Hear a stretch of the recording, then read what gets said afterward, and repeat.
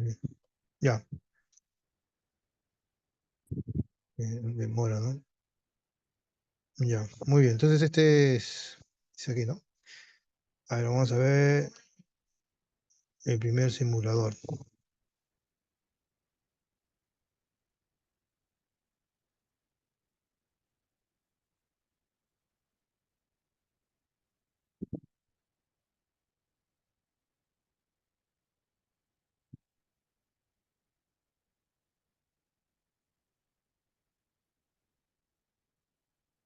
Por ejemplo, aquí está prácticamente la teoría, sino que está buscándolo, bueno, y recién lo encontró.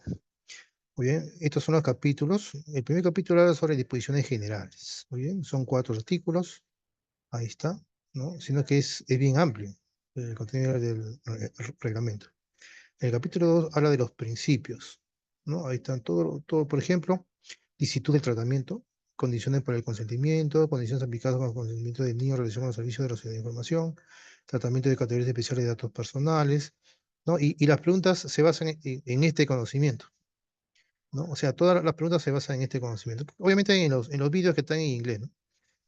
Tratamiento de datos personales relativos a condenas e infracciones penales, tratamiento que no requiere identificación, ¿no? También hay tratamiento que no requiere identificación, etc. Esos son los principios. Después, derecho del interesado, transparencia de modalidades, ¿no? Información y acceso a los datos personales, rectificación y supresión, derecho de oposición y decisiones individuales automatizadas, limitaciones, también tiene el reglamento. Responsable de tratamiento y el encargado son 2 roles, ¿no? Responsable de tratamiento y encargado de tratamiento, ¿no? El responsable de tratamiento es la persona que se encarga de la custodia, ¿no? De cualquier interesado, sus datos de cualquier interesado. Y el encargado se encarga ya se encarga qué hacer con los datos, ¿no? Los explota, por decir así, ¿no? Un ejemplo sería, por ejemplo, una empresa, por ejemplo, Molitalia, ¿no? Acá en este caso, y el encargado sería la empresa en la nube. Entonces, los datos de los empleados o de los clientes están en la nube. Lo tiene el encargado de tratamiento porque está custodiándolo, está dándole tratamiento a través de las transacciones. O sea, las aplicaciones de Molitalia, que es el responsable de tratamiento, ¿no? Todas sus aplicaciones y su base de datos están en la nube, ¿no? Entonces, el proveedor en la nube sería el encargado del tratamiento. Son 2 roles, nada más. Muy bien. Después, seguridad de los datos personales, por ejemplo, evaluación del impacto relativo a protección de datos y consulta previa, delegado de protección de datos, que también aquí habla ya de un delegado de protección de datos, código de conducta y certificación, transferencia de datos personales a terceros países o organizaciones internacionales, autoridad de control independiente, competencia, etcétera. Muy bien, acá están todos los capítulos, ¿no? ¿No? Acá están, 173 temas, por decir así. Muy bien. Muy bien, entonces acá, por ejemplo, ¿cómo podemos para... Yo podría empezar a partir de leer a partir del número 2 por ejemplo, que habla del tema de los principios, ¿no? Está por capítulo, o sea, este está claro, está por capítulos. Capítulo 2 por ejemplo, licitud o acá, ¿no? Principios relativos al tratamiento.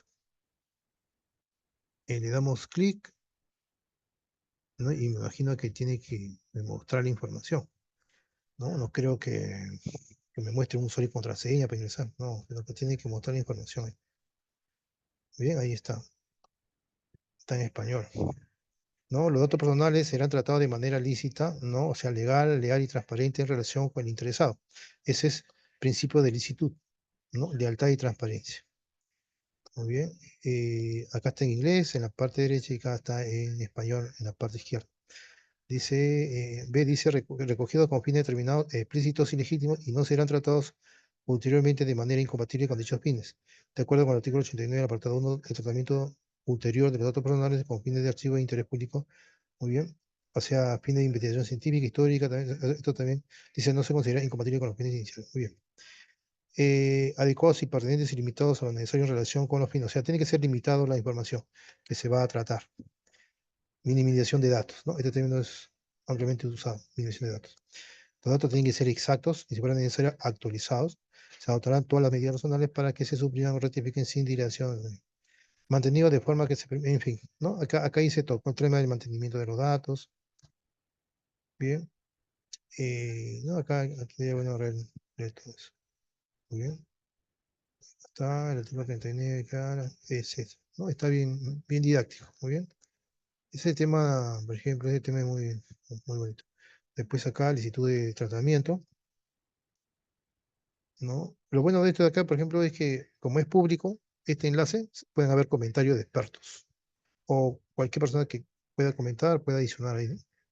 Su comentario con respecto a los artículos. Porque es un artículo renovado la licitud, o sea, leal, ¿no? Datos leales. El tratamiento no solo será lícito y si no se cumple al menos unas ciertas condiciones. Estos son los condiciones para que sea lícito.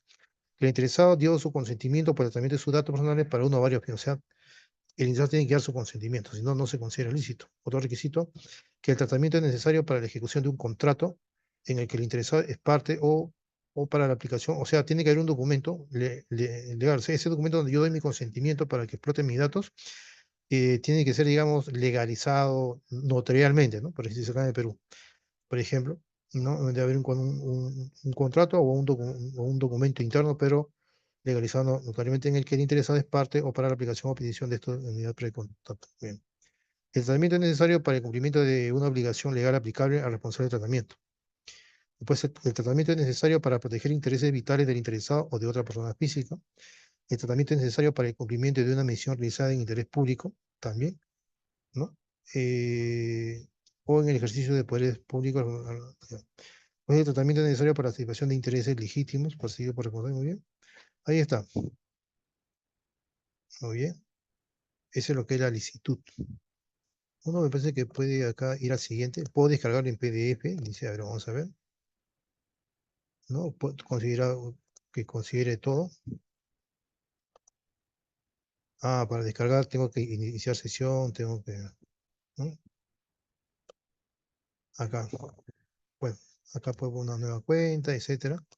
Y me descarga, ¿no? Ese es lo importante. O sea, es gratuito este reglamento. Muy bien. Entonces nos vamos a las preguntas, por ejemplo, dice, ¿no? En el proceso de respuesta a incidentes de mejores prácticas se definen las fases de preparación ya. Este ya de acuerdo al reglamento. Ahí en el reglamento debe decir, ¿no? ¿Cuántas fases tiene, por ejemplo, el proceso de respuesta a incidentes, ¿no? Se definen las fases de preparación, respuesta y seguimiento. Esto se refiere a los incidentes relacionados con alguna violación en algún artículo de, del reglamento. Dice, para cada fase, esas son las tres fases. Para cada fase, la documentación esencial en la fase de respuesta, dice, en la fase de respuesta, es importante reunir y preservar evidencia para demostrar por qué ocurrió un incidente y por qué la organización no pudo prevenir. Entonces, ¿qué se desea reunir y qué se desea preservar? ¿No?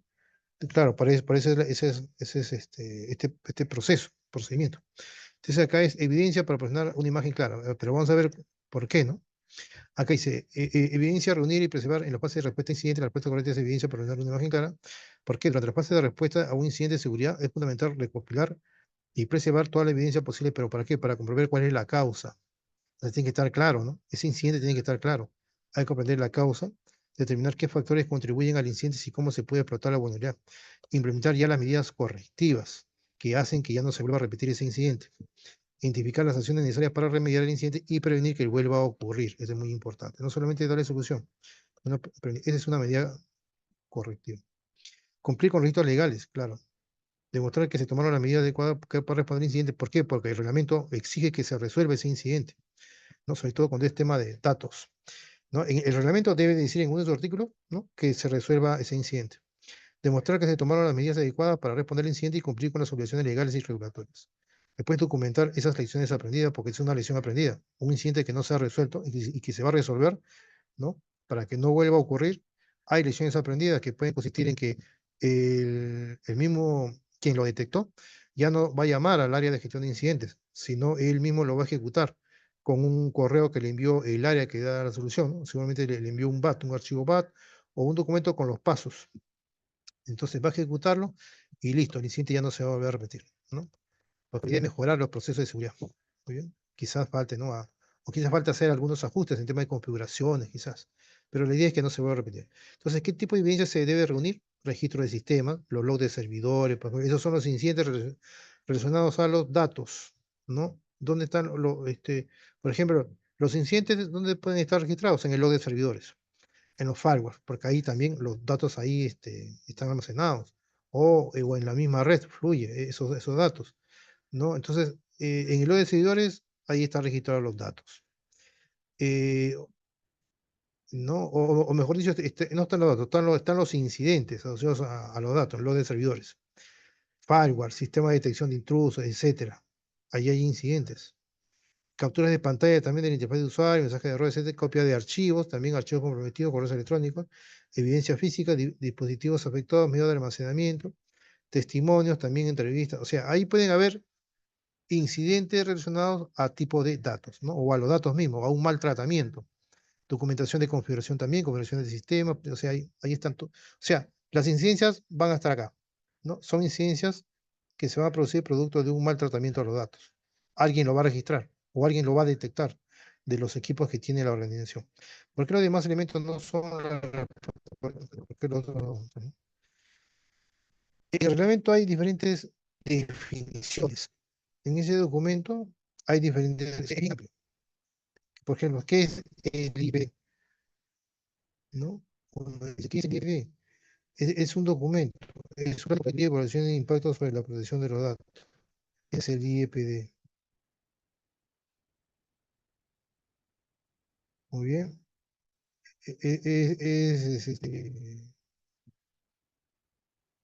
Muy bien.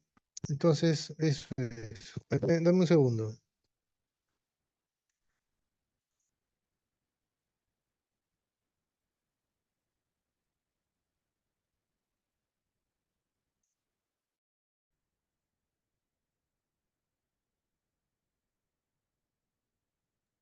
Hola, hola, Amador. Se salió. ¿Me escucha?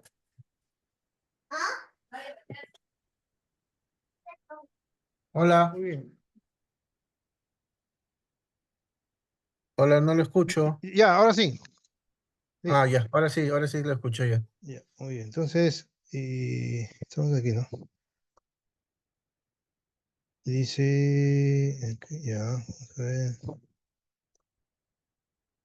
¿Ya dónde estábamos? Ya. Ahí, ¿se puede ver la pantalla? Sí, ¿no? Sí, No, todavía no comparte nada. ya, a ver. Todavía no se ve nada. A ver, vamos a ver.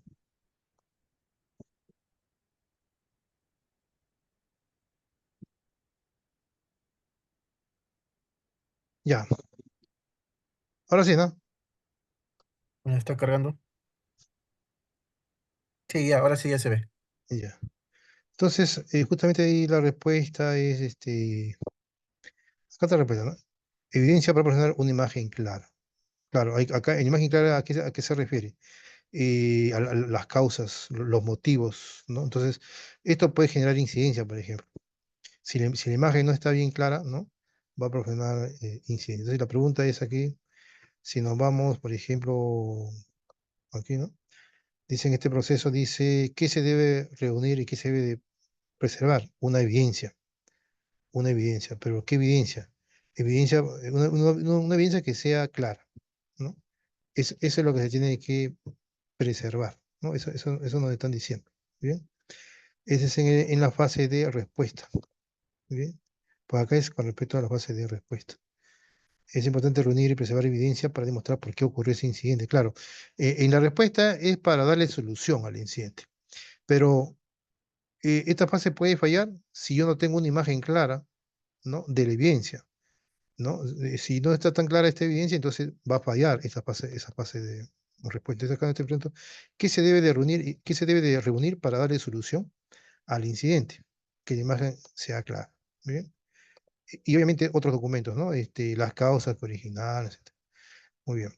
El paso a paso, el paso a paso para llegar a la solución. El número dice, necesitas enviar por correo electrónico una hoja de cálculo que contiene datos personales. ¿Cómo debes de enviarla? Dice. Entonces la respuesta es envíalo como un archivo adjunto, ¿no? Protegido con la contraseña. O sea, el archivo está con contraseña, pero en otro correo o por otro medio, enviar la contraseña que es un mensaje de texto. Acá dice con mensaje de texto. Entonces está separado. Si yo envío a una persona solamente indicándole esta es la contraseña, y si alguien capta eso, no va a saber para qué es. Solamente la persona que lo va a tener va a saber para qué, ¿no? Entonces, si por ejemplo, si este archivo yo lo envío por la red, por una red y hay alguien, un hacker que trata de obtener esa contraseña, no va a poder porque este archivo está cifrado y la contraseña puede estar ahí, ¿no? O sea, me pueden capturar, digamos, ese correo y en texto plano puede estar esa contraseña, pero alguien puede saber eso. Entonces, para evitar eso, se envía como un mensaje de texto por separado, ¿no? Un WhatsApp puede ser, un mensaje de texto. Entonces, ese es lo mejor, es lo más recomendable, ¿no? Y acá mismo nos está indicando, por ejemplo, acá dice, ¿no? ¿No? Enviar el archivo como un adjunto protegido con contraseña y enviar la contraseña con un mensaje de texto separado. ¿Por qué esta opción es la más segura? Protección del archivo, dice. A proteger el archivo con una contraseña se garantiza que solo las personas autorizadas puedan acceder a los datos sensibles. Muy bien. Comunicación segura de la contraseña. Enviar la contraseña por un canal separado con un mensaje de texto reduce el riesgo de que la contraseña sea interceptada por el correo este de acá, ¿no? Porque reduce el riesgo. Bien. Evite la exposición directa de datos. Al no pegar los datos en el cuerpo del correo electrónico, se minimiza el riesgo de que estos sean expuestos en caso de que el correo electrónico sea interceptado o sea filtrado por alguna aplicación o algún hacker. Mayor control sobre el acceso. Al enviar la contraseña por separado, se tiene un mayor control sobre quién tiene acceso a los datos. Así es. Claro, porque si no, no sabía quién tiene, ¿no? Si yo le envío todo en un solo archivo, ¿no? No sé quién lo puede, alguien lo puede capturar, pero no tengo ese control. Pero si yo lo envío por texto, sí, ¿no? Consideraciones adicionales, tener una contraseña fuerte, ¿no? Número, letras, acá está, número, letra mayúscula, etcétera. Comunicación segura, asegúrese de que el número de teléfono al que envía la contraseña está asociado a la persona autorizada, esa es muy buena recomendación. Encriptación de correo electrónico, si es posible, utiliza un servicio de correo electrónico que ofrezca encriptado end-to-end para prevenir aún más la comunicación, ¿no? Encriptado end-to-end. O sea, desde que el dispositivo que yo envío hasta que finaliza, está bien seguro.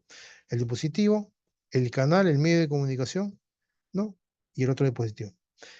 Considerar alternativas si la información es extremadamente sensible, evalúa otras opciones más seguras como el uso de plataformas de transferencia de archivos. Claro, hay plataformas exclusivas ya, ¿no? Ya no por el simple Gmail, sino hay plataformas, ¿no? De un solo canal, puede ser VPN, por ejemplo, ¿no? Se abre un puerto, ¿no? Un puerto FTP, no, un protocolo FTP, un puerto 21, por ejemplo, y ahí solamente por ese medio pasan los datos.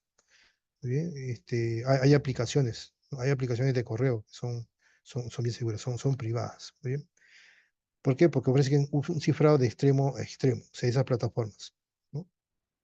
De extremo a extremo. O sea, yo ya no me preocupo por cifrar nada. ¿Por qué? Porque la misma plataforma me lo cifra, tiene su algoritmo de cifrado y me lo envía. ¿Por qué las otras opciones no son recomendadas? Porque, bueno, acá es todo lo contrario. Entonces, en resumen, dice, enviar archivos con datos personales por correo electrónico es fundamental priorizar la seguridad y proteger la información confidencial. La opción de enviar el archivo protegido con contraseña y la contraseña por separado es la más recomendada para minimizar los riesgos. Muy bien, pues acá es minimizar riesgos. Muy bien. La siguiente pregunta, así como revisamos vamos a colocar las preguntas acá mejor, para que esté bien claro. A ver, acá solamente están las respuestas. Entonces vamos a colocar la pregunta. Bien. Entonces vamos a copiar esto mejor, ahí está. Copiamos con todo su check, ¿no? Y ponemos acá. Está muy bien. Bueno, acá cuatro. Ya. Bueno, esto hay que mejorar. Ya. Después, ¿qué más? Tenemos el número, este es el número 2, ¿no? Ahora el número 3, el número 2. Enviar el archivo, muy bien, ahí está. Resumen. Ahora el número 3, ahí habla de un EIPD, que es evaluación de impacto en la protección de datos, dice, ¿no? Porque la pregunta 3 tiene que ver con eso. Por ejemplo, la pregunta 3 acá dice, ¿qué no es resultado de una evaluación de impacto sobre la protección de datos? El EIPD digamos, ¿no? Si uno quiere buscar qué es EIPD, por ejemplo, dice acá, ¿no? Protección de datos de evaluación del impacto, ¿no? Entonces, una EIPD o evaluación de impacto de protección de datos es un proceso, dice, sistemático que las organizaciones deben realizar para identificar y evaluar los riesgos que podrían surgir al tratarlo. O sea, es un proceso. Eso lo dice el Reglamento General de Protección de Datos. ¿no? Es un proceso sistemático que las organizaciones deben realizar para identificar, o sea, identificar riesgos y evaluar riesgos que pueden surgir a tratar los datos personales. Entonces, en términos más simples, un EPI es una especie de análisis de riesgo enfocado en la privacidad de los datos. Su objetivo es determinar si las actividades que una empresa realiza con los datos personales de sus clientes, empleados o cualquier otra persona podrían poner riesgo, en peligro esos riesgos. ¿Muy bien? Es el objetivo. Por eso es que las empresas utilizan, por ejemplo, el ISO 27005, pueden usar, ¿no? ¿Por qué es importante el EPD? Cumplimiento normativo. Dice, el Reglamento General de Protección de Datos, la Unión Europea y otras leyes de protección de datos en todo el mundo exigen realizar una EPD en ciertos casos, nada más, especialmente cuando el tratamiento de datos implica un alto riesgo para los derechos y libertades de las personas. Bien, esto es muy importante. O sea, las personas ya no son libres. ¿Por qué? Ya no son libres porque o sea, ya no pueden salir a la calle, están en su casa, están encerrados porque se han enterado que es una persona, por ejemplo, que tiene una enfermedad contagiosa, ¿no? O puede haber algo, ¿no? Que limita su libertad también, ¿no? Por vergüenza, ¿no? No, simplemente por eso. Muy bien. Prevención de incidentes también. Identificando los riesgos de antemano, las organizaciones pueden tomar medidas para prevenir brechas de datos y otros incidentes de seguridad, ¿no? Así es. O sea, el IEPD es un proceso para evaluar todos los riesgos que puedan surgir al tratar los datos. Demostración de proactividad, así de manera proactiva ya nos anticipamos cuáles son esos riesgos que puedan surgir, ¿no? Mejora continua, el proceso de IPD, porque es un proceso. Este IPD es un proceso, ¿no? Este de aquí es un proceso. Puede ayudar a las organizaciones a mejorar su práctica de seguridad de datos a lo largo del tiempo. Así es. ¿Cuándo se debe realizar un IPD? Dice, cuando el tratamiento implica un alto riesgo. Bien, cuando el tratamiento implica, eso ya lo tienen que analizar los expertos en seguridad de datos, ¿no? El mismo CISO también, ¿no? Si conoce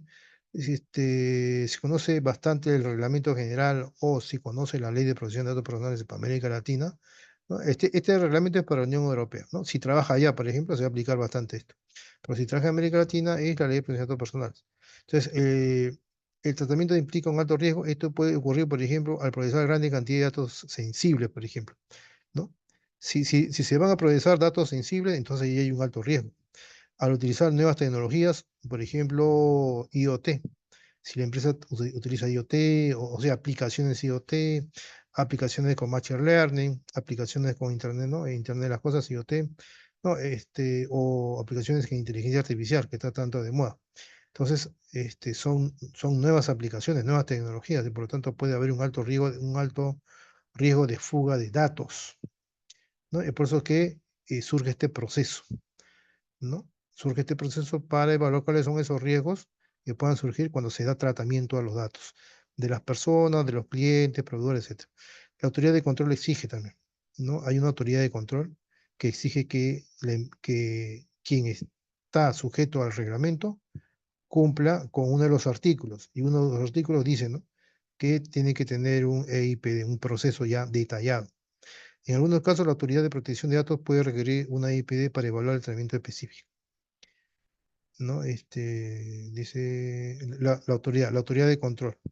Acá la autoridad de control es la ANPD, esa es la autoridad de control. ¿Bien? ¿Qué se evalúa en una IPD? La naturaleza de los datos, dice. ¿Qué tipo de datos se están tratando? La finalidad del tratamiento, ¿para qué se utilizan los datos? ¿No? En cada uno de estos pasos, digamos, pueden haber riesgos.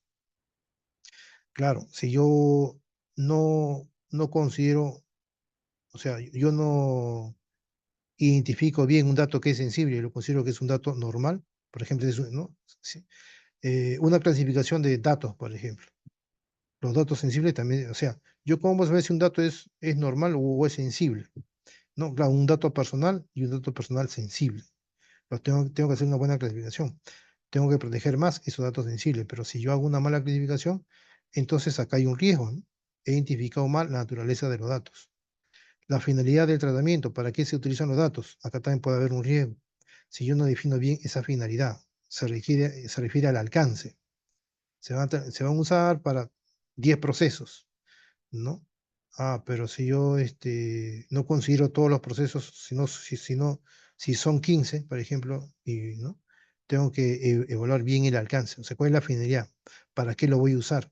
para qué procesos, para qué clientes, ¿no? Cuánta cantidad de datos voy a extraer o voy a comprometer a darle tratamiento, en cuánto tiempo, por ejemplo. Esa es la finalidad del tratamiento. Si eso está mal definido, puede haber riesgos, ¿no? ¿En qué sentido? De que, por ejemplo, si yo no considero un buen alcance en cantidad, un buen costo, porque esta finalidad para darle cumplimiento, no, necesito costo, necesito recursos humanos, etcétera. Si no cuento con eso, entonces no le voy a dar un buen tratamiento, se va a caer este proceso. Muy bien, esto requiere recursos, tiempo, costo, personal, ¿no? Etcétera. Que la persona esté incapacitada, o sea, ¿para qué? Para que me identifiquen bien el alcance. Si yo identifico mal el alcance, por ejemplo, entonces seguramente yo voy a asociar los datos hacia procesos que no son relevantes. Y esos datos de esos procesos pueden caer en manos de otras personas. Por eso que tengo que identificarlos bien, porque ahí esto está asociado a un tema de control de acceso también. Sujetos afectados. ¿Quiénes son las personas cuyos datos se están tratando? Hay que identificarlos. Pueden haber riesgos acá, pueden haber riesgos si yo identifico mal esos sujetos. O si estas personas, por decirlo así, ¿no? Que pueden ser empleados, clientes, no me dan su autorización y yo fuerzo a darle ese tratamiento, también está mal. Ahí hay un riesgo de que me pueden demandar como empresa. Acá es el riesgo de que no, de que al estar mal definido, también está mal el proceso IEPD. O sea, este IEPD, pues este proceso puede estar definido, ¿no? Puede estar compuesto de todos estos, digamos, estos pasos o estas acciones. Si estas acciones están mal definidas, está mal definido ese proceso. Probabilidad, y esto también, ¿no? Tiene una matriz de probabilidad, una matriz de consecuencia. Tiene que estar bien definido. Si no, había ahí problema. Medidas de seguridad o las acciones que voy a tomar al identificar ya estos riesgos. Acá están el plan de acción, ¿no? ¿Qué medidas se están tomando para proteger esos datos? ¿No? ¿Qué acciones? ¿Qué controles de seguridad? Hardware, ¿no? Por ejemplo, algún documento o alguna capacitación, etcétera. Son medidas de seguridad técnicas o administrativas. ¿Cómo se realiza un EPD? Identificando esto se puede basar en la ISO 27005. Por ejemplo, un primer proceso dice que es identificación de tratamiento, definir claramente el tratamiento de datos que se va a evaluar, ¿no? Identificar los riesgos, evaluar los riesgos, seleccionar las medidas, documentar, monitorear. Ese es el proceso, ese es, digamos, el ciclo de vida de la IEPD, ¿no? Acá está. En resumen, una IEPD es una herramienta esencial para garantizar que las organizaciones manejen los datos personales de manera responsable y segura. Al realizar una IEPD, las organizaciones pueden identificar y mitigar los riesgos, cumplir con las regulaciones y proteger la prioridad de las personas. Muy bien, por eso es muy importante esta EIPD, ¿no? O sea, es recomendable que toda empresa que está sujeta al Reglamento General de Protección de Datos tenga este proceso, ¿no? Es muy, muy, muy recomendable. Entonces, la respuesta correcta es registro de acceso a datos confidenciales con una comprobación automática de autorización. A ver, vamos a hacer acá. A ver cuál es la pregunta. Dice, ¿quién es un resultado de una evaluación? Eh, Acá dice, a ver, dice que es la primera, ¿no? Vamos a ver. La respuesta dice por qué esta opción es correcta. Claro. Lo que pasa es que el de acá no habla tanto de la respuesta, sino de la qué es un IPD.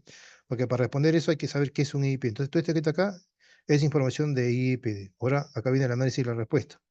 La respuesta correcta dice es un registro de acciones de datos confidenciales, ¿no? Con una comprobación automática de la autorización. Muy bien. ¿Por qué esta opción no es resultado de un IPD? Dice, ¿no? Pues un IPD, evaluación de impacto de protección de datos, es un análisis previo a la implementación de un tratamiento de datos. Es por decir, ¿no? Si yo voy a implementar la ISO 27001-2022, yo necesito unos controles, pero esos controles salen de un proceso de gestión de riesgo. Entonces, es lo mismo acá. Si yo voy a implementar controles para darle tratamiento a los datos, necesito hacer una gestión de riesgos. Este es el análisis previo, ¿no? Análisis de riesgo, tratamiento de riesgo, eso quiere decir. ¿Bien? Que implica un alto riesgo. Su objetivo es identificar y mitigar esos riesgos. Un registro de acceso a datos, por otro lado, es una medida de seguridad que se implementa después de la EIPD, dice. Claro, porque un registro de acceso, digamos, estamos hablando ya de una medida ya. Esta medida, o sea, primero se implementa el IEPD y después ya se implementa esto que está acá. Este es como la acción correctiva, por decir así. Y este que está acá es el proceso en sí, para controlar y auditar el acceso a la información. Entonces, dice acá, porque dice un registro de acceso a datos, acá mismo dice, ¿no? Un registro de acceso a datos es una medida de seguridad que se implementa después.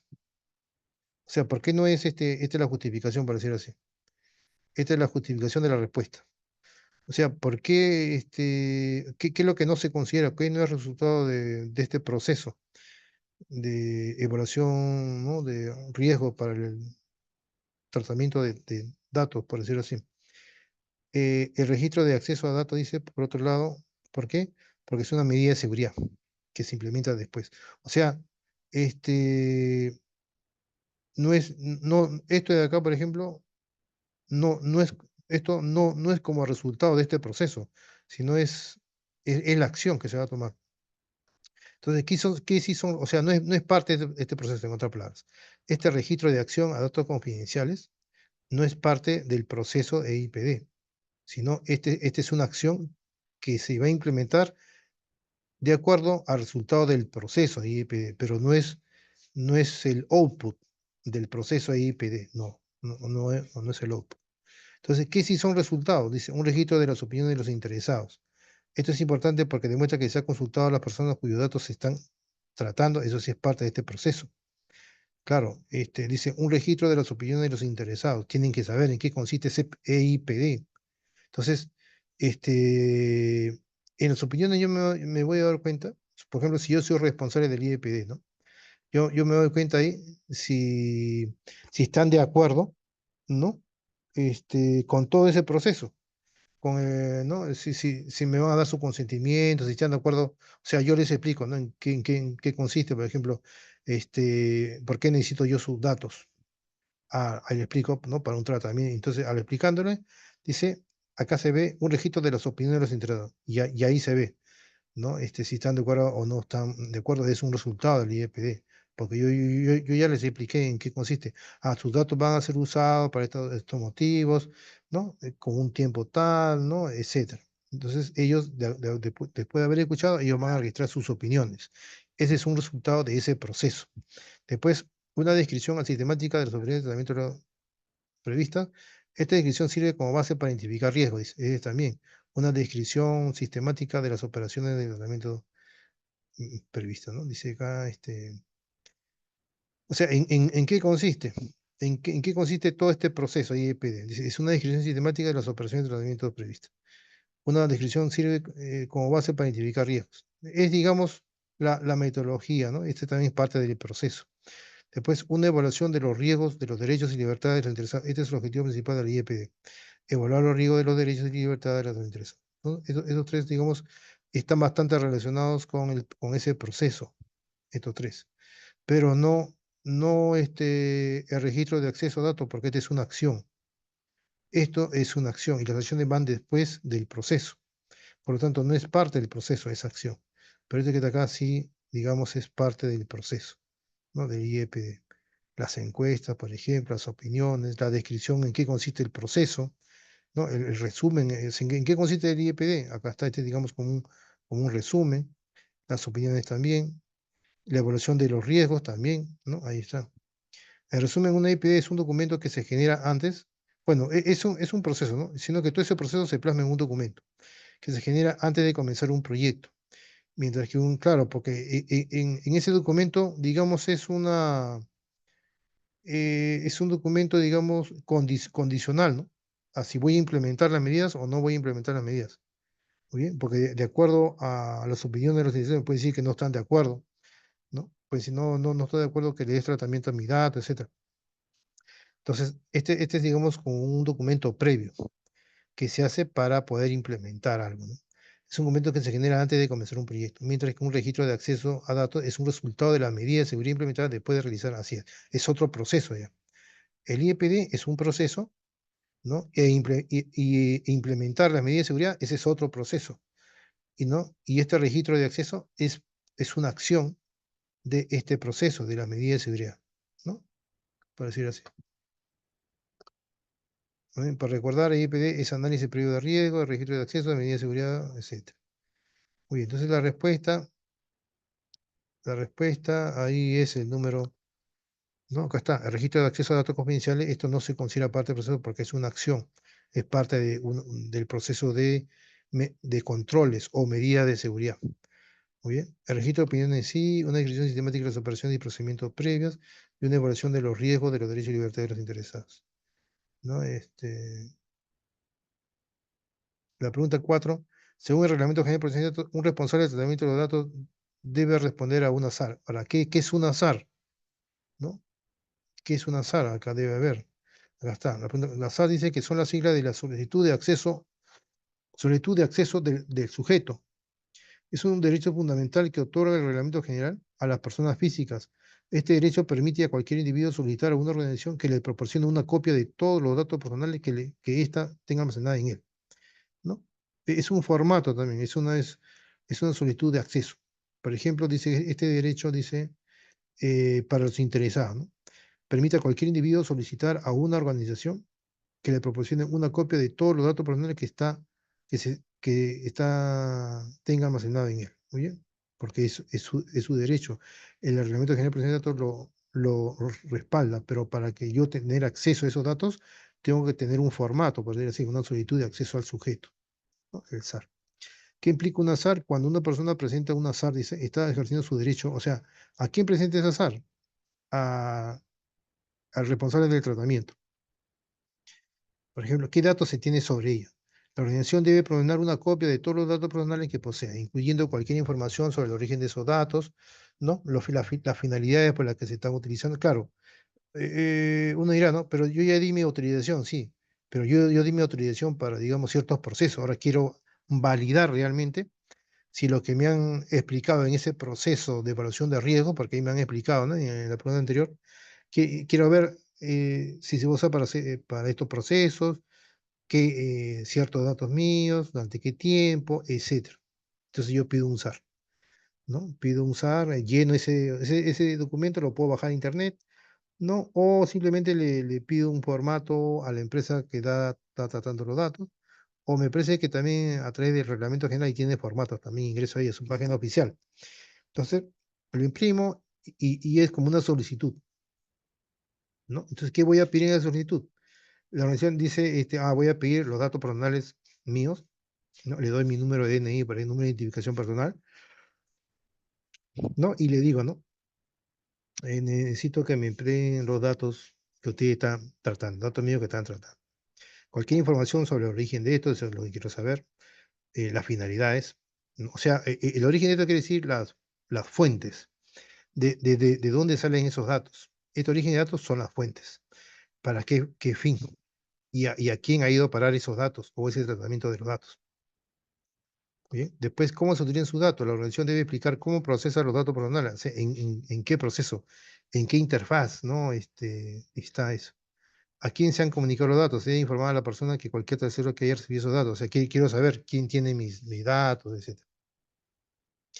¿Por qué es importante el derecho a presentar un SAR? Por la transparencia, porque permite a los individuos conocer qué información se tiene sobre ellos y cómo se utiliza. Control facilita el ejercicio del derecho a rectificar y suprimir u oponerse al tratamiento de los datos. Y confianza fomenta la confianza de las personas en las organizaciones al demostrar que estas son transparentes en el manejo de los datos personales, ¿no? ¿Qué debe hacer una organización al recibir un azar? Confirmar la identidad, eso es lo primero. Confirmar la identidad del solicitante. Se debe verificar que la persona que realiza la solicitud es efectivamente el titular de los datos. Después, atender la solicitud. Pues, claro, yo no puedo pedir por otra persona, ¿no? No, es la misma persona de su propio dato tiene que pedir. Después, eso lo tiene que verificar la entidad. Después, atender la solicitud. El Reglamento General de Protección de Datos establece un plazo máximo de un mes, dice, para atender las solicitudes, aunque este plazo puede programarse, se puede programar, ¿no? En ciertos casos complejos. Eso lo debe de indicar el Reglamento General de Protección de Datos. Después de promocionar la información solicitada, la organización debe entregar una copia de los datos personales en un formato comprensible. No cobrar por atender la solicitud. El principio, atender un azar no debe conllevar ningún costo para el interesado. En resumen, dice, el derecho a presentar un azar es un pilar fundamental del reglamento de protección de datos y garantiza que las personas tengan control sobre sus datos personales, ¿no? Al ejercer este derecho, los individuos pueden verificar que sus datos se están tratando de forma lícita y segura. Entonces, este es el objetivo, ¿no? Este es el objetivo del SAR. Bien, entonces la respuesta correcta es en un plazo de 30 días porque ya lo hemos leído aquí, ¿no? ¿No? Por acá dice, acá está, un plazo máximo de 30 días o de un mes, ¿no? Para atender esa solicitud. Entonces dice acá, en un plazo de 30 días, un mes. De acuerdo al Reglamento General de Protección de Datos, los responsables del tratamiento de datos deben responder una solicitud de acceso a datos personales SAR en un plazo de un mes. Este plazo puede ampliarse por 2 meses más si el SAR es compleja o involucra a un gran número de interesados. Es importante tener en cuenta que el plazo se mide en días naturales, no en días laborables. Es decir, se incluyen fines de semana y días festivos en el cálculo. Muy bien. Entonces, esa es la solicitud a la respuesta 4.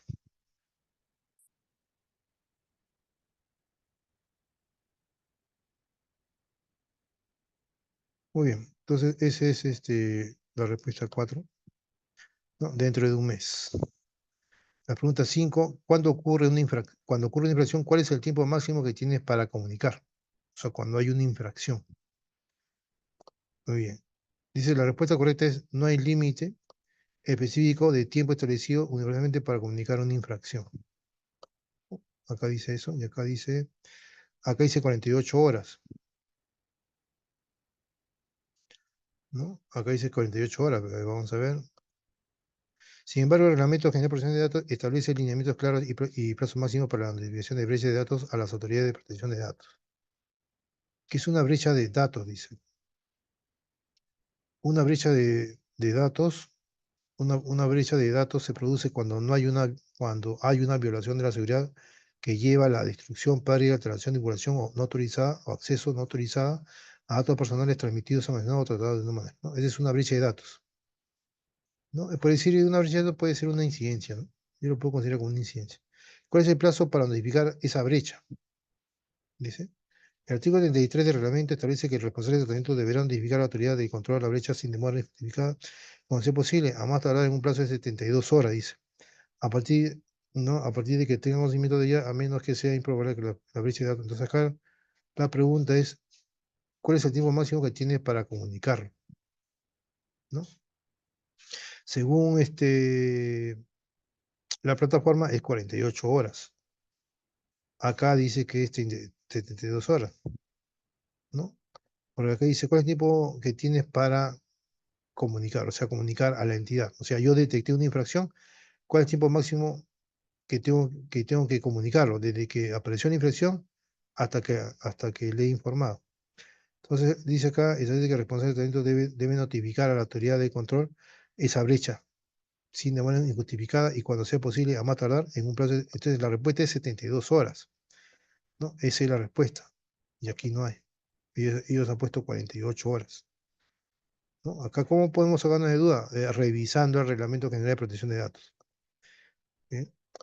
Es importante destacar que 72 horas, este es el plazo, dice, máximo establecido para el reglamento. Vamos a ver acá en el tiempo máximo que tiene para comunicar. 72 horas. Este es el plazo máximo establecido por el reglamento, pero no significa que se pueda esperar hasta el último momento para notificar la brecha. O sea, que la brecha es una violación, ¿no? Acá, a ver, vamos a ver, una brecha. Acá está. Una brecha se produce cuando hay, por ejemplo, una violación de la seguridad que lleva a la destrucción de los datos. Pérdidas, alteración, divulgación no autorizada o acceso no autorizado a datos personales transmitidos o tratados de otra manera, ¿no? O sea, si yo lo pude haber detectado, ¿no? Acá está. Muy bien. Entonces acá, por ejemplo, no recuerdo cómo seleccionar. Muy bien, entonces acá dice, ¿no? El reglamento de protección de datos establece un plazo máximo de 72 horas para notificar una brecha de datos. Es fundamental actuar con rapidez y responsabilidad para minimizar el impacto negativo. Muy bien. La pregunta 6, aquí hay que verificar, de acuerdo al reglamento, para ver si es 72 o es 48. La pregunta 6, ¿verdadero o falso? Según el Reglamento General de Protección de Datos, es obligatorio que los responsables del tratamiento de datos implementen, o sea, los responsables del tratamiento de los datos implementen medidas para demostrar que han considerado e integrado la protección de datos en sus actividades. Claro, eso lo hace el reglamento, eso es obligatorio de ellos. Y es verdadero, pero vamos a justificar por qué es verdadero. Sí, según el reglamento general, es absolutamente cierto que los responsables del tratamiento de datos están obligados a implementar, claro, en caso de Molitalia, ¿no? Molitalia es responsable de implementar todas las medidas técnicas y todas las medidas de gestión para proteger los datos personales de los interesados.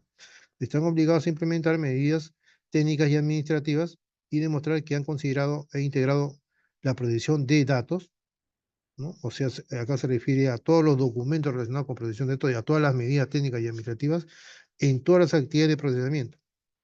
¿Por qué? Porque actividad de procesamiento se refiere a actividades relacionadas con el negocio, ¿no? Y eso digamos, esos procesos, ¿no? Esos procesos, por ejemplo, requieren input, requieren datos, datos de interesados, datos de clientes, por ejemplo, datos de las transacciones de los clientes, etcétera. ¿Muy bien? Este requisito es fundamental, dice, se fundamenta en varios artículos, ¿no? Entre ellos el artículo 5, que establece los principios de protección de datos, y el artículo 25, que se refiere a la protección de datos por diseño y por defecto. Entonces vamos a verificar el artículo 25. A ver, vamos a revisar aquí el artículo 25. ¿No? Este es el artículo 6, puedo buscar acá por artículo.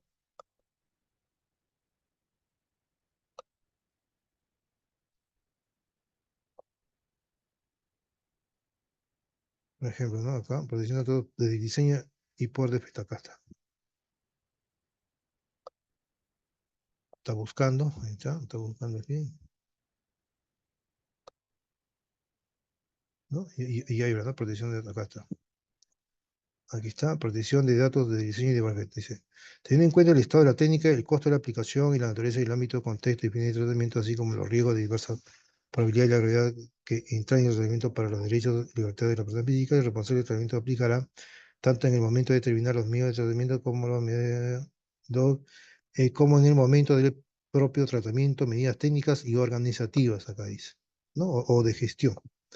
Por ejemplo, la pseudonimización es una técnica para ocultar datos, ¿no? Es una técnica para ocultar datos, concebida para aplicar de forma efectiva los principios de protección de datos, así que con la minimización de datos también es otra medida de gestión, ¿no? Minimización de datos quiere decir que no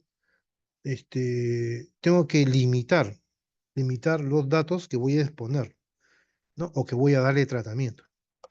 E integrar las garantías necesarias para el tratamiento a fin de cumplir los requisitos que te presenta el reglamento y protege los derechos de los interesados. ¿Muy bien? Ahí mismo lo dice, ¿no? Muy bien. Muy bien, entonces, ¿por qué es importante este requisito? Proactividad, bueno, responsabilidad, demostración, ¿qué implica demostrar esta integración, documentación, evaluación de riesgo, formación, auditoría? En resumen, el reglamento, dice, ¿no? El reglamento general de protección de datos exige a las organizaciones que la protección de datos sea una parte integral de los procesos y que puedan demostrar que han tomado todas las medidas necesarias para garantizar la seguridad de los datos personales. Muy bien, muy bien. Después viene la pregunta 7. Muy bien, entonces la pregunta 7, vamos a ver. Acá dice, ¿no? ¿Verdadero o falso? El Reglamento General de Protección de Datos prevé que cada Estado miembro añada sus propias excepciones, ¿no? O sea, como hay artículos, la idea es cumplir al pie de la letra o pueden haber cambios, ¿no? Entonces, vamos a ver si es verdad o es falso. Dice verdadero, si bien el reglamento general, pero acá dice, acá hay, ¿no? Verdadero, acá, ajá, es verdadero.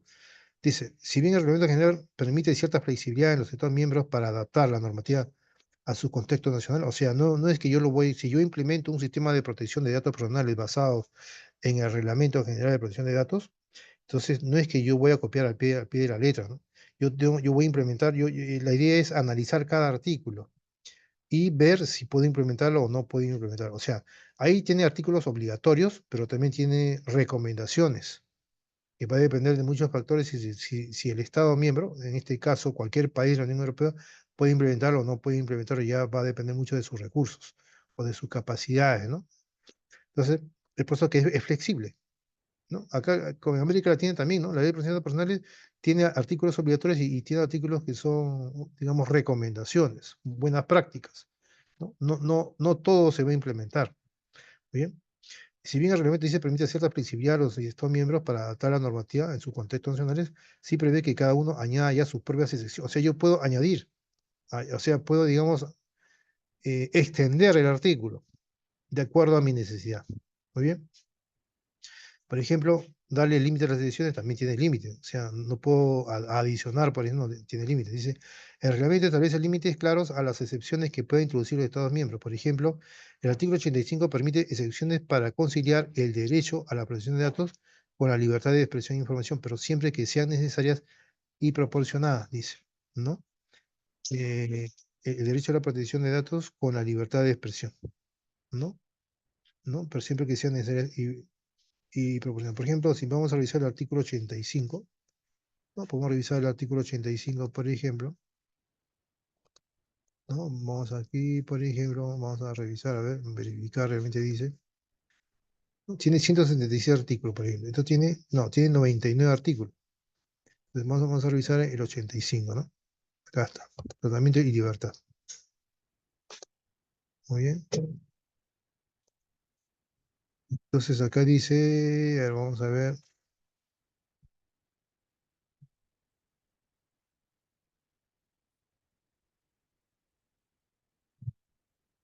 acá dice, ¿no? Artículo 85, tratamiento y libertad de expresión y de información. Los Estados miembros, ¿no? Considerarán por ley de derecho a la protección de los datos personales en virtud del presente reglamento por el derecho a la libertad de expresión e información. Para el tratamiento realizado con fines periodísticos, con fines de expresión académica, ¿no? El Estado miembro establece excepciones, acá está, o excepciones de lo dispuesto en los capítulos. ¿Bien? Cada Estado miembro notificará a la Comisión bien, y derecho del Estado miembro, de, ya. Aquí debe hablarse de las excepciones, ¿no? Debe de hablar ahí. Hay que leer. Bien. Entonces, a eso se refiere. Muy bien. El número 7 es verdad, o sea, prevé que cada Estado miembro añada sus propias excepciones, ¿no? O sea, puede añadir. Bien, entonces ese es el número 7. eh, Acá dice, ¿no? Para adaptar la normativa a su contexto. O sea, que es una excepción, quiere decir, por ejemplo, dice, si bien el Reglamento General de Protección de Datos permite cierta flexibilidad a los Estados miembros para adaptar las normativas a sus contextos nacionales, sí prevé que cada uno añada sus propias excepciones de forma arbitraria. ¿No? Control de la Comisión Europea, ¿qué hace? ¿Qué pueden hacer los Estados miembros, por ejemplo? Adaptación, acá está. Edición específica, en algunos casos limitados, el reglamento general permite a los Estados miembros introducir excepciones, pero siempre que sean justificadas y no comprometan los derechos y las libertades de los interesados. ¿No? O sea, el reglamento general busca un equilibrio entre la armonización de las normas de protección de datos y la flexibilidad necesaria para adaptarse a las realidades nacionales. Si bien los Estados miembros tienen cierto margen de maniobra, este está limitado y sujeto a principios generales del reglamento. ¿Bien? O sea, pueden hacer cambios, ¿no? Introducir excepciones quiere decir pueden hacer cambios. Pueden hacer cambios los artículos, ¿no? Pero dice acá, tiene que estar justificado, ¿no? Dice acá, tiene que estar justificado. Es lo mismo, ¿no? La 27001 son recomendaciones. Y también hay, digamos, controles, este, por ejemplo, obligatorios. Pero yo, esa obligatoriedad puedo yo, digamos, no implementarlo, pero tiene que estar justificada, ¿no? Por ejemplo, digo, ¿no? Si la ISO 26001 en su anexo, un control obligatorio, por ejemplo, ¿cuál sería? Por ejemplo, contar con una política, ¿no? Supongamos, ¿no? Contar con una política de protección de datos personales. Pero yo puedo justificar indicando que para mí es suficiente tener una política de seguridad de la información. Y ahí está explicado todo lo referente a la protección de datos personales. Entonces, no es necesario tener una política aparte. Eso también, eso es válido. No implementar ciertos controles es válido también, pero tiene que tener una justificación. Muy bien, es lo mismo aquí, ¿no? Es flexible. Muy bien. El número 8, ¿qué dice el número 8? Dice, en caso de una violación de la protección de datos por parte del encargado del tratamiento, o sea, ya no por el responsable, sino por parte del encargado, porque es el que da el tratamiento, dicho encargado deberá notificarlo. ¿A quién? Dice, deberá notificarlo, dice el controlador de datos, autoridad, vamos, dice, en caso de violación de la protección de datos por parte del encargado del tratamiento, dicho encargado deberá notificarlo. Dice, en caso de violación de la protección de datos por parte del encargado del tratamiento, dicho encargado deberá notificarlo al controlador de datos, que es el responsable de datos, ¿no? Explicación, el encargado de tratamiento es la persona física o jurídica que procesa datos, es el que procesa. ¿Quién procesa?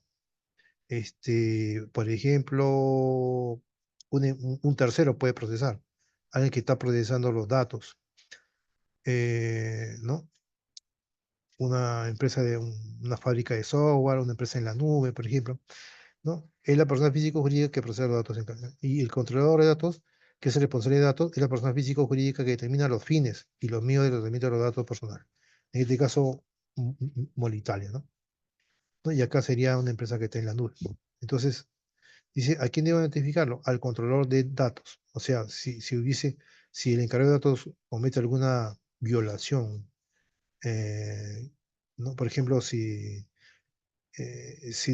descubre, ¿no? ¿no? Acá dice que hace una violación de la protección de datos por parte del encargado, entonces el encargado tiene que notificar al controlador, de todas maneras. O sea, todas las incidencias relacionadas con los datos que están, por ejemplo, en la nube, ¿no? El proveedor en la nube debe notificarlo al cliente. Y tiene sentido eso, ¿no? ¿Quién es el cliente? El controlador de los datos. ¿Por qué al controlador de los datos? Dice, responsabilidad primaria. El control de datos tiene la responsabilidad principal de garantizar que el tratamiento de los datos personales se realice de conformidad con el reglamento. Muy bien. Notificación a la autoridad supervisora. También, si la violación representa un riesgo alto para los derechos y libertades de las personas físicas, el controlador de datos deberá notificarlo a la autoridad supervisora, por ejemplo, a la Agencia de País Español, etc. Notificación a los interesados. En determinados casos, el controlador de datos también deberá notificar la violación a los interesados, ¿no? En resumen, la cadena de notificación en caso de una violación de seguridad es el siguiente. El encargado de tratamiento detecta la violación y lo notifica al controlador de los datos. El controlador de los datos evalúa el riesgo de la violación y, si es necesario, notifica a la autoridad supervisora y a los interesados. O sea, ¿quién más notifica? O sea, el encargado notifica al controlador y el controlador notifica a la autoridad supervisora, en este caso puede ser la ANPD, ¿no? Y a los mismos interesados, los empleados, por ejemplo, ¿no? Los clientes. Es importante destacar que la responsabilidad es compartida.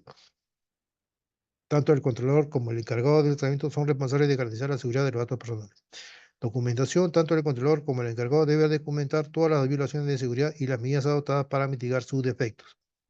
En conclusión, dice, la notificación al controlador de datos es el primer paso en el proceso de gestión de la violación de la seguridad. Esto permite al controlador evaluar la situación y tomar las medidas necesarias para proteger los derechos de los intereses. Bien. Entonces acá la respuesta es controlador de los datos, ¿no? Que es lo mismo que el responsable de los datos o el responsable del tratamiento. Acá está. La pregunta 9 dice, ¿quién tiene la obligación legal de conservar registro de las actividades de tratamiento? El responsable de los datos y el encargado de los dos, porque los dos son responsables de la seguridad, ¿no? ¿Quién tiene la obligación legal de conservar registros de las actividades de tratamiento? ¿No? Esa pregunta no dice acá. Tanto el responsable como el encargado de tratamiento, ¿no? De datos personales tienen la obligación legal de conservar registros de las actividades de tratamiento que llevan a cabo. Esta exigencia está establecida en el Reglamento General de Protección de Datos Personales. Muy bien. ¿Por qué ambos tienen esa obligación? Por la transparencia y rendición de cuentas. Estos registros sirven para demostrar que tanto el responsable como el encargado cumplen con las obligaciones establecidas en el reglamento. Muy bien. Facilitar las auditorías. En este caso, en caso de una auditoría o investigación, estos registros permiten a las autoridades de control verificar que el tratamiento de datos se está llevando a cabo de forma lícita. Muy bien. Claro, también hay auditorías a todo el sistema de protección de datos personales, o sea, revisan toda la documentación, entrevistan al encargado, entrevistan al responsable de tratamiento de los datos, entrevistan a los interesados, esa es una auditoría, ¿no? Es una auditoría especial, ¿no? Gestión de incidentes en caso de una brecha de seguridad, o sea, una brecha de seguridad, digamos, podría ser es un incidente, ¿no? Yo lo podría estudiar como una violación a los datos. Estos registros facilitan la identificación de los datos afectados y la adopción a las medidas necesarias. ¿Muy bien? ¿Qué información debe contener el registro de actividad y tratamiento? ¿No? Dice, establece un contenido mínimo para estos registros que incluye indicación de los responsables, ¿no? Finalidad de tratamiento, categoría interesado, categoría de datos personales, ¿no? ¿No? Acá dice, ¿qué información debe contener el registro de actividades de tratamiento? Está asociado a la pregunta, ¿no? Actividades de tratamiento. O sea, ¿qué es lo que contiene una actividad de tratamiento? ¿No? Acá dice identificación de los responsables y encargados de tratamiento, nombres, datos de acceso, finalidad de tratamiento, para qué se están usando los datos, categoría de interesados, a quiénes pertenecen los datos, categoría de datos personales, qué tipo de datos se están tratando, destinatario de los datos, a quién se comunican los datos, a quién, transferencia internacional de datos, si se envían datos a países fuera de la Unión Europea, también hay que testificarlo acá en este registro, este es un documento, ¿no? Bien, ese documento dice, ¿no? O sea, ¿quién tiene la obligación legal de su custodia, por decir así, de conservar estos registros? Los dos, el responsable y el encargado de los datos. ¿Bien? La custodia puede ser física, puede ser virtual. Documentos físicos, ¿no?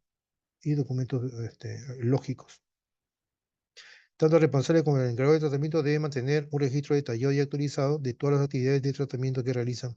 Esto es fundamental para garantizar el cumplimiento del Reglamento General de Protección de Datos y proteger los derechos de los interesados. ¿Bien? Muy bien. La pregunta 10 dice, el director ejecutivo ha pedido al equipo de privacidad que evalúe la organización en términos de protección de datos, ¿no? Muy bien, el director ejecutivo ha pedido al equipo de privacidad, o sea, hay un equipo que se encarga de los controles técnicos, los controles de administración, ¿no? De las incidencias, etcétera, que de la mejora continua, por ejemplo, ¿no? Es el equipo de privacidad que evalúa la organización en términos de protección de datos y desempeño en materia de privacidad. Un parámetro de referencia sería una forma adecuada de determinar objetivamente el desempeño de la organización, que no cubre el parámetro de privacidad. Entonces, a ver, dice la respuesta correcta es una encuesta centrada en la satisfacción del cliente de la organización, claro, porque esto no es privado. Una encuesta no es privada porque puede ser pública, ¿no? Una encuesta centrada en la satisfacción del cliente de la organización con respecto a la privacidad. O sea que la empresa entrevista, o sea, o ese equipo de privacidad entrevista a los clientes y para que ellos den su opinión con respecto a la protección de sus propios datos, ¿no? Porque el mismo cliente puede también investigar, ¿no?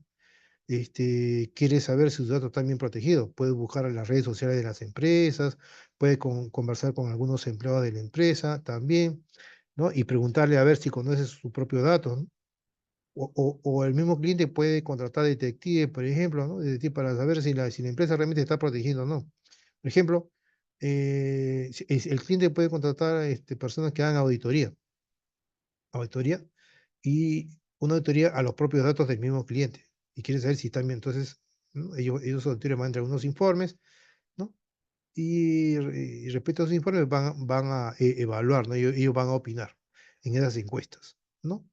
O simplemente el cliente puede conversar con algunos empleados y quiere saber si los empleados conocen sus propios datos. También puede pasar eso, ¿no? Entonces, de acuerdo a todo ese análisis, al final sale una encuesta.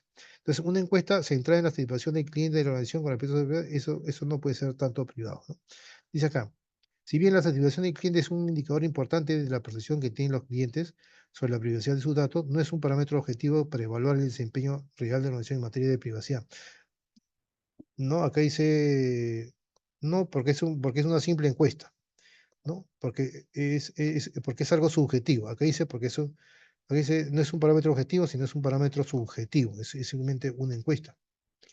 Pero si el cliente tiene sus formas de averiguar, entonces ya sería de manera ya objetiva, ¿no? Si tiene esas pruebas, claro, si tiene el fundamento de por qué, digamos, no está de acuerdo con que el proveedor custodie sus datos, el cliente puede tener también su propia fuente. Ahí sería ya una encuesta, digamos, o sea, la respuesta ahí sería de manera objetiva. Pero por lo general una encuesta es subjetiva, porque son unas preguntas nada más, ¿no? Entonces, una encuesta siempre va a ser algo subjetivo. Por eso es que no está de acuerdo. Ahora, ¿por qué? Subjetividad. La satisfacción del cliente es una medida subjetiva que puede variar según las expectativas individuales y la experiencia personal de cada cliente. Claro, porque no todos los clientes pueden, digamos, realizar auditorías, ¿no? A proveedores, ¿no? ¿No? Algunos clientes van a confiar, ¿no? Entonces, en base a esa confianza, ellos van a poner, sí estoy de acuerdo con la protección, etcétera. Pero ¿cómo podemos saber si realmente la empresa responsable de la protección de datos y el encargado de datos realmente están haciendo bien su labor, ¿no? No con una simple encuesta, va a decir, no, sí, están trabajando bien, no, sino que tiene que haber auditorías. Auditorías tanto al responsable del tratamiento de datos como al encargado de los datos y como a los interesados también, ¿no? Se hacen auditorías. ¿Muy bien? Entonces, esto no. La falta de profundidad dice, una encuesta de satisfacción puede no revelar la existencia de problemas de privacidad subyacentes que no sean evidente para el cliente, claro, porque no es el know-how, ¿no? O el cliente puede ser que sea una empresa que no tenga nada que ver con encuesta. Simplemente le están enviando un correo con preguntas y para ahorrar tiempo, ¿no? A todos le puede decir sí, y lo envía. Pero no hay, a menos que que sustente ahí, ¿no? El por qué, ¿no? Bueno, entonces tiene que evaluar también y averiguar eso, ¿no? Pero hay clientes que sí, ¿no? Ellos sí les interesa bastante esas encuestas porque ellos ya han analizado ya al proveedor, han hecho auditorías, ¿no? Cualquier tipo de auditorías han hecho, las externas, sobre todo de protección de datos personales. Ellos mismos digamos, han conversado con el proveedor y ellos mismos, este, ellos mismos quieren hacer las auditorías. ¿Bien? Mandan a su propio personal o contratan terceros también, auditores externos. Muy bien. Es por eso que hay una falta de profundidad, pues. Por eso que no son serias las encuestas, porque son subjetivas. Después, otros factores influyentes, por ejemplo, la satisfacción del cliente puede estar influenciada por otros factores de mala privacidad, por ejemplo, como la calidad del producto. Así es, o servicio, la atención. Por ejemplo, yo puedo decir, ¿no? Como me está dando un mal producto, es baja la calidad, entonces la encuesta le va a pedir no. No. Pero si me dan una alta calidad de producto, a todos les voy a decir sí. Entonces pueden relacionarlo. Por eso que es algo subjetivo, ¿no? Puede influir en otros factores. ¿Qué sí cubre el parámetro de privacidad? Dice, los demás parámetros mencionados sí son adecuados para evaluar objetivamente el desempeño de la organización en materia de privacidad, porque aquí es evaluar el desempeño de la organización. Qué tan eficiente y tan eficaz es el equipo de privacidad de la organización para proteger los datos y también al encargado, ¿no? Pero acá se está refiriendo a la organización, o sea, al responsable de la protección de los datos. Dice comparaciones entre unidades de negocio o departamentos. Permite identificar áreas fuertes y débiles de la organización en cuanto a cumplimiento de la privacidad, ¿no? El desempeño actual en comparación con el de hace un año permite evaluar la evolución de la organización en el tiempo y medir la efectividad de las medidas implementadas, por ejemplo, ¿no? O también puede ser acá que sí cubre un parámetro de privacidad, las auditorías, ¿no? O los informes de auditorías, por ejemplo, con respecto a la protección de datos personales, ¿no? Esos son, digamos, si esos informes, el responsable de tratamiento de los datos les hace saber a los clientes, entonces los clientes van a tener un fundamento para que en esas encuestas digan sí, ¿no? Porque ya tienen un fundamento. Muy bien, pero eso sí, es un parámetro de prioridad, las auditorías. O, dice acá, o la comparación entre unidades de negocio y departamentos. Permite identificar las áreas fuertes y débiles de la organización en cuanto a cumplimiento de la prioridad, claro. Si yo identifico áreas que son débiles en privacidad, voy a mejorarlas. Ese es un indicador también, ¿no? Otro, el desempeño actual en comparación con el de hace un año. Esto es cómo mido esto en base a las métricas. Acá también hay métricas. Métricas de desempeño, métricas de eficiencia, ¿no? En cuanto a las áreas, por ejemplo, ¿no? Cada área de negocio tiene sus propios datos y cada área de negocio conoce todos los mecanismos, digamos, administrativos y técnicos, todas las medidas, ¿no? Técnicas y administrativas, ¿no? Que van a ayudar a proteger sus datos. Pero pueden haber unidades de negocio en la cual sus datos no están bien protegidos. Esa es una métrica. La comparación entre hay una métrica. Entonces, en base a eso, ese sí es una medida de la privacidad, ¿no? Ese es un indicador de privacidad, por ejemplo. para evaluar el desempeño de la organización en materia de privacidad, ¿no? Las comparaciones en cuanto a qué área de negocio está protegida, ¿no? Sus datos, con quién está más protegida y quién está menos protegida. Después, el desempeño actual también, ¿no? Permite evaluar la evaluación de la organización en el tiempo y medir la efectividad de las medidas implementadas. Por ejemplo, las métricas asociadas a las medidas administrativas, a los documentos, a las auditorías, también del hardware, también que protegen esos datos, a los sistemas SIEM, por ejemplo, ¿no? La gestión de vulnerabilidades, ¿no? Si han habido menos vulnerabilidades, por ejemplo, ¿no? O menos incidencias. Comparación con entidades similares, ya con otras entidades, ¿no? De su mismo nicho. Permite establecer un punto de referencia y evaluar si la organización está a la par de sus competidores en términos de privacidad. También estos son informes. Acá hay informes, acá hay informes, acá hay informes. O sea, informes de comparación entre las mismas entidades, ¿no? O entre diferentes entidades, o entre áreas de una organización, o la misma organización con respecto al año anterior, ¿no? Esos son, digamos, indicadores de desempeño que me van a permitir la mejoría o no, ¿no? O simplemente implementar acciones correctivas, ¿no? El objetivo es mejorar la privacidad, ¿muy bien? De los datos de los interesados. ¿Qué otros parámetros dice, pueden considerarse? El número de incidentes, acá está. Cumplimiento de las regulaciones y también, ¿no? Las leyes, resultados de las auditorías, ahí está lo que hemos dicho. Madurez del programa de privacidad, evaluación del nivel de desarrollo del programa de privacidad. Claro, hay un modelo de madurez, ¿no? Siempre cuando uno implementa cualquier sistema de gestión, o en este caso el sistema de gestión de la privacidad de la información, tiene que haber un modelo de madurez con respecto a los documentos o a las medidas técnicas administrativas, ¿no? Con el objetivo de mejorar todo eso. Entonces tiene que haber un modelo de madurez que puede ser basado en el CMI, puede ser basado en COVID o en algún otro modelo de algún framework, ¿no? Que existe, por ejemplo, ¿no? Entonces se tiene ese modelo de madurez y en base a ese modelo de madurez se mide la evolución, ¿no? De los documentos en cuanto a eficiencia. Muy bien. Que los documentos, ¿cuál es el nivel más alto del modelo modelo? Ese es el óptimo, el óptimo. Cuando hay métricas, cuando hay evaluaciones de métricas, cuando hay seguimiento de métricas, cuando hay implementación de acciones correctivas para mejorar las metas de esas métricas, entonces, ¿no? Se llega a un nivel bien óptimo. Pero no todas las empresas van a llegar a ese modelo. Por eso hay una brecha de seguridad, ¿no? De lo que ya está hasta lo que quiero llegar. Para eso es el modelo de madurez. Entonces, eso es un indicador de privacidad también. ¿Qué tanto están protegidos mis datos con respecto a los controles que he implementado, ¿no? A las medidas que he implementado? Yo tengo que mejorar esas medidas técnicas de mi identidad para proteger mejor los datos. ¿Muy bien? Y para eso necesito un modelo de madurez.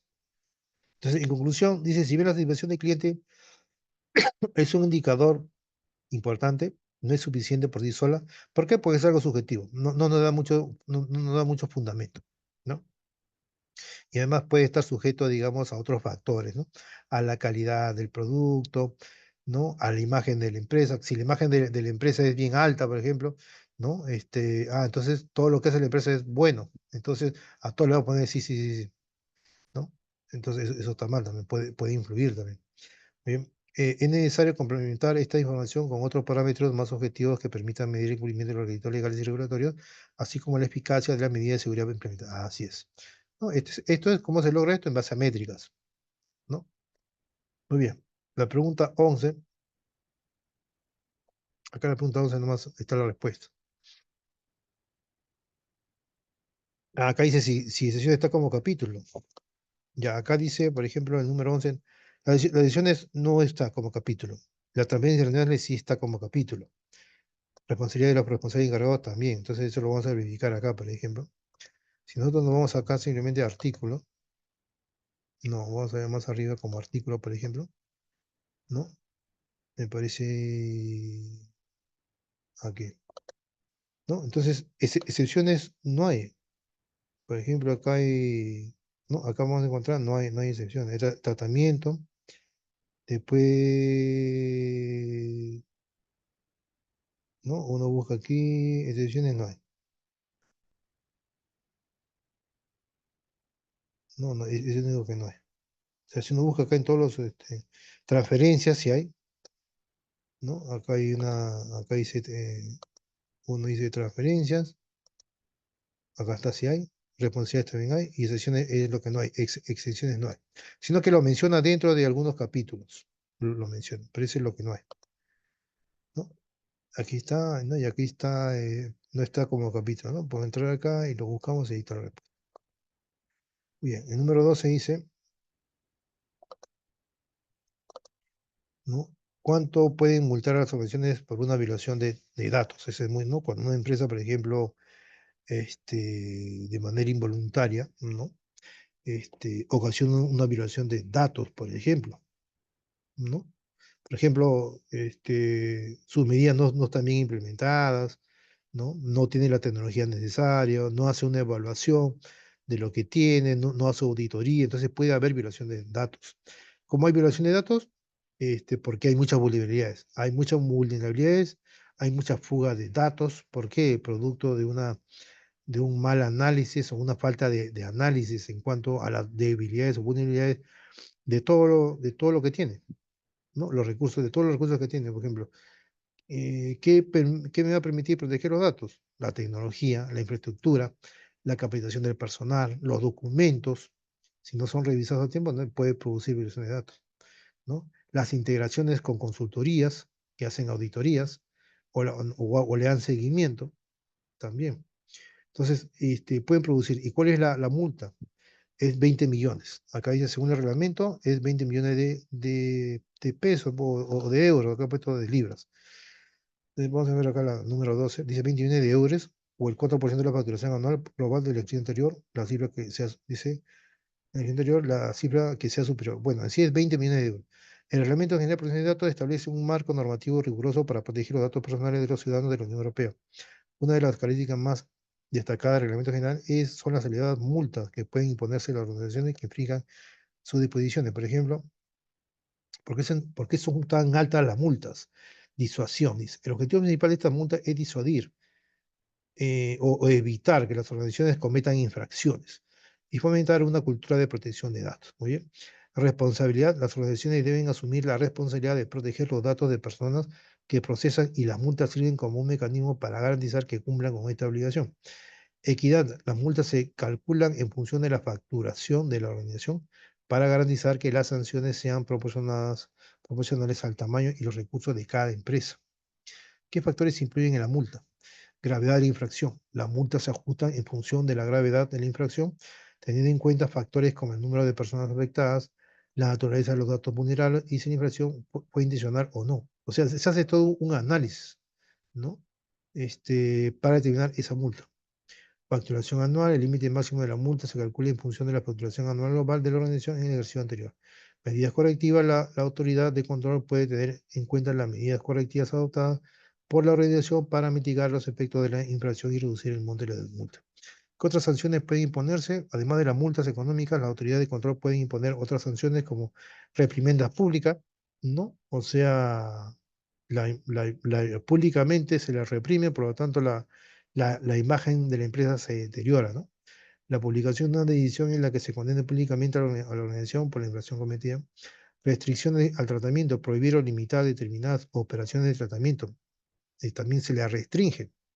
Suspensión de las transferencias de datos, prohibir temporalmente las transferencias de datos personales a un tercer país o a una organización internacional. También hay ciertas restricciones, ¿no?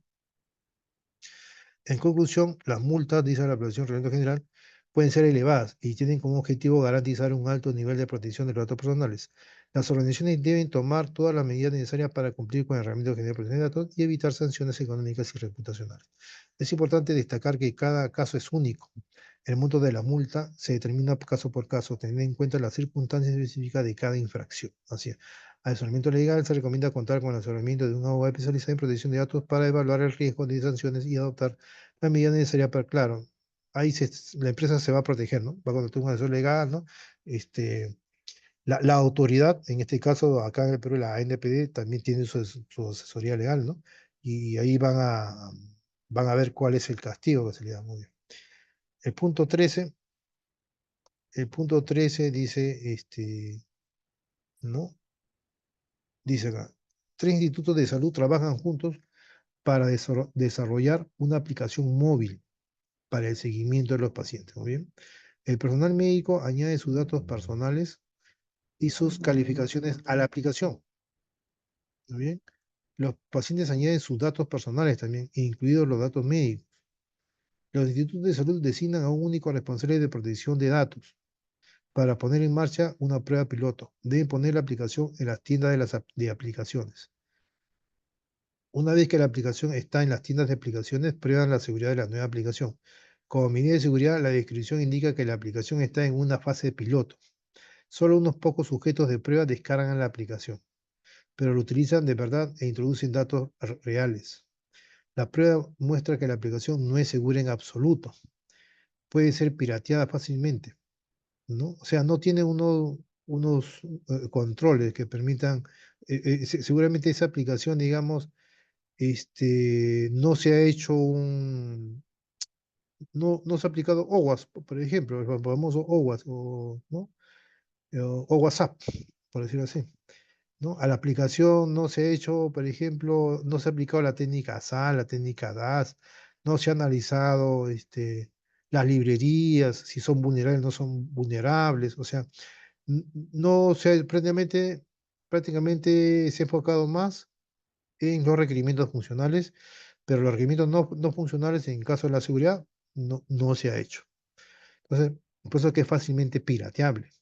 Entonces, un pirata informático podría cambiar los datos sanitarios, claro, pueden cambiar ya, tiene el control de los datos. ¿Por qué? Porque tiene acceso al servidor de aplicaciones, tiene acceso al servidor de base de datos, ¿no? ¿Por qué? Porque hay puertos que están vulnerables, ¿no? Hay protocolos vulnerables y puertos están abiertos, ¿no?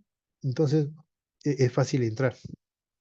O la aplicación web puede estar mal configurada también, o simplemente puedo yo incorporar sentencias, inyección SQL, ¿no? Cross-site scripting, etcétera, ¿no? Entonces es fácilmente capturar los datos que están asociados a esa aplicación, ¿no? ¿Por qué? Porque no se han tomado esas medidas técnicas, gracias. Entonces, o no se ha hecho una buena validación en cuanto a las entradas, a todas las entradas de todas las páginas de esa aplicación web. Entonces, un pirata informático podría cambiar los datos sanitarios de los, claro, porque ya tiene acceso a los datos, ¿no? De cómo ingresó, porque se averiguó, ¿no? O sea, un hacker experto, un hacker puede aplicar fuerza bruta, puede, digamos, obtener los datos de los correos electrónicos y con fuerza bruta puede, digamos, capturar las contraseñas, ¿no? Y tiene todo eso. Y con eso puede saber inclusive la estructura de la base, a qué base de datos está asociada la aplicación, ¿no? Entonces, puedo obtener toda esa estructura. Puede ingresar a la misma base de datos, puede hacer cambios a la base de datos, puede adicionar, o sea, tiene todo ese control. ¿Muy bien? Entonces, un pirata informático, dice, o un hacker, dice, podría cambiar los datos sanitarios de los pacientes y recopilar y utilizar los datos de forma no autorizada. O sea, captura esos datos reales y lo emplea, digamos, para otras aplicaciones en tercero y la misma aplicación le modifica los datos, ¿no? Eso ¿quién lo puede hacer? Una persona, por ejemplo, que quiere causar daño, ¿no? Quiere causar daño, ¿por qué? Porque solamente es su competencia, ¿no? Entonces quiere hacer quedar mal a su competencia. Bien, según el reglamento general, ¿qué debería hacer el responsable de protección de los datos? ¿No? Obviamente hay un responsable, ¿no? Acá el responsable de protección, acá dice, el responsable de protección de datos es el responsable de los datos, de la seguridad, ¿no? Entonces no se ha tomado esa medida. Entonces, ¿qué, ¿qué debe de hacer el responsable? Entonces acá dice, el DPO o el responsable de protección de datos debe informar a los pacientes, o sea, a los interesados y a la autoridad supervisora, en este caso a la NPD, ¿no? Supongamos que sea de América Latina, porque la aplicación supone un alto riesgo para los derechos y la libertad de los pacientes. Entonces, ese bueno, se debe informar cuando realmente cuando se ha detectado que hay una violación, ¿no? Se ha detectado incidencias o se han detectado brechas de seguridad, ¿no? Cuando se detectan brechas de seguridad, el responsable del tratamiento de datos o el oficial del tratamiento de los datos deben informar a todos los interesados. ¿Quiénes son todos los interesados? La autoridad supervisora también es un interesado, ¿no? y los mismos interesados en sí, que son los pacientes.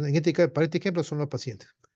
Y la autoridad supervisora, en este caso, es la entidad que está más arriba, ¿no? En este caso, en América Latina tenemos la ANPD, pero en la Unión Europea también se denomina ahí autoridad supervisora. Y cada país tiene su propia autoridad supervisora, con un nombre propio. Si no, para América Latina le han puesto un nombre propio, se llama ANPD. Y acá en Perú también se llama ANPD.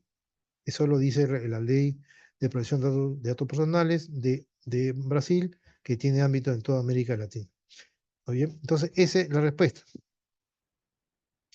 Entonces, el DPO debe informar a los pacientes y a la autoridad supervisora porque la aplicación supone un alto riesgo para los derechos y libertades de los pacientes. Explicación de dice, el escenario planteado presenta una clara violación del Reglamento de Protección de Datos Personales a pesar de estar en una fase piloto. Así es. Y tener un número limitado de usuarios. Aquí te explico por qué dice riesgo para los derechos y libertades, ¿no? Entonces, lo que protege el reglamento es justamente los derechos de las personas, ¿no? Y su libertad. Esto es lo primero que protege el reglamento. Si esto se viola, entonces hay un incidente, ¿no? Hay un incidente, ¿no? Y eso merece una sanción, una infracción. Entonces, la posibilidad de que un pirata informático pueda cambiar datos en sanitario de pacientes y utilizarlos de forma no autorizada, eso representa un riesgo grave para la salud y la vida de la persona. Esto constituye una clara violación del derecho a la protección de datos. Claro, porque si yo tengo los datos de las personas y sus enfermedades, ¿no? Pero sus enfermedades no son críticas, ¿no? O sumamos que sean críticas, y yo les pongo en internet, entonces su libertad va a estar expuesta, su derecho a la privacidad va a estar expuesta, ¿no? Entonces, este, ¿no? Se va a cohibir de salir a las calles, ¿no? O de conversar con personas, porque está expuesta en internet. Entonces, su derecho se restringe, su libertad se restringe. Ya no va a contar con privacidad de información. Todo lo que ha querido estar protegido ya no va a ser protegido, es público. Entonces su libertad se restringe también. ¿Muy bien? Entonces esto constituye una clara violación del derecho a la protección de datos y a la integridad de las personas, sobre todo a la integridad de las personas, claro. Porque hay muchas personas, digamos, que no quieren saber con personas. Bueno, la integridad personal quiere decir, por ejemplo, que me pueden causar daños ciertas personas, pero físicamente, ¿no? De manera verbal o de manera física, ¿no? Pueden violentar con la persona porque se han enterado de algo que para ellos está mal, ¿no? Muy bien, ¿no? De algo que es privado y se han enterado. Obligación de notificación. El artículo 33 del reglamento establece una obligación de notificar a la autoridad de control las violaciones de datos que pueden extrañar en un alto riesgo para los derechos, ¿no? O sea, el mismo reglamento le exige al responsable de protección de datos que informe a la autoridad de control, ¿no? Dice que puedan entrañar un alto riesgo para los derechos y libertades de la persona física. En este caso, el riesgo es evidente y la notificación es obligatoria. También informan a los interesados. Los interesados pacientes tienen derecho a ser informados sobre la violación de los datos en un plazo razonable, a menos que sea imposible o exija esfuerzos desproporcionados o desproporcionados. Medidas de seguridad. El Reglamento General de Protección de Datos exige que se implementen medidas técnicas y organizativas apropiadas para garantizar un nivel de seguridad adecuado en relación con los riesgos. El hecho de que la aplicación haya sido fácilmente pirateada demuestra que estas medidas no eran suficientes. ¿Qué debe hacer el DPO? Dice, informar a la autoridad supervisora. Debe notificar a la autoridad de control, por ejemplo, a la Agencia Espacial, bueno, en este caso de España, ¿no? La Agencia Española de Protección de Datos sobre la violación de datos, detallando las circunstancias, las personas afectadas y las medidas adoptadas. Después, informar a los pacientes. Debe informar a los pacientes afectados sobre la violación de datos, explicación de las consecuencias posibles y las medidas que se están tomando para remediar la situación. Después, investigar la causa. Debe investigar la causa de la vulnerabilidad y adoptar las medidas necesarias para corregirla. Después, evaluar el impacto. Debe evaluar el impacto de la violación de datos y tomar las medidas necesarias para mitigar los daños. Después, cooperar con la autoridad supervisora. Debe cooperar con la autoridad supervisora en cualquier investigación que se le lleve a cabo. ¿Por qué las otras opciones son incorrectas? La aplicación está en fase piloto. El hecho de que la aplicación esté en fase piloto no exime, ¿no? A los responsables de cumplir con el reglamento general. La protección de datos es un requisito fundamental independientemente de la etapa de desarrollo de un producto, ¿no?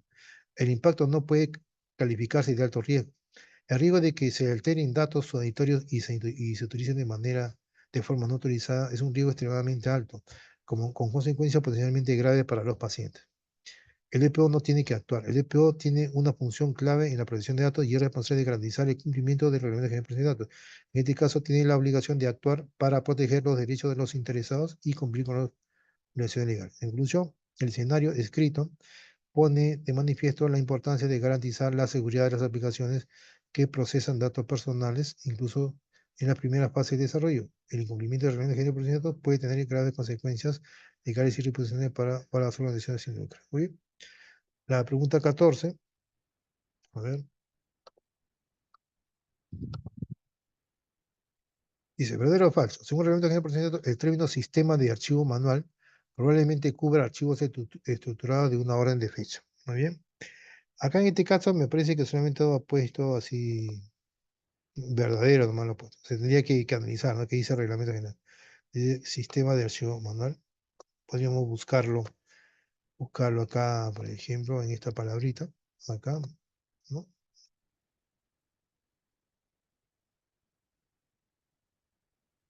Vamos a ver.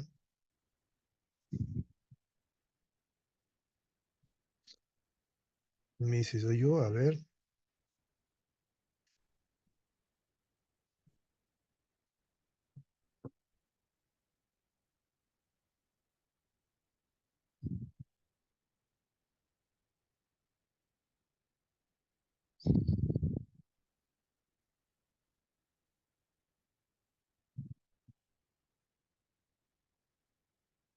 No, muy bien. Pues acá dice,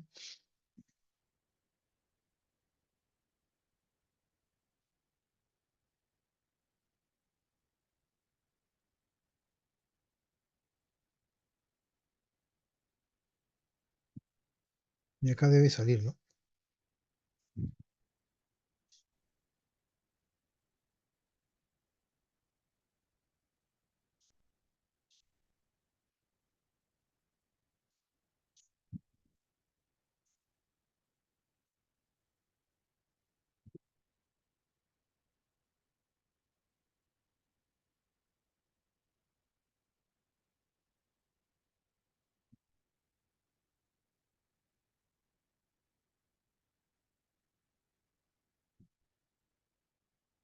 A ver, un break de 3 minutos y continuamos.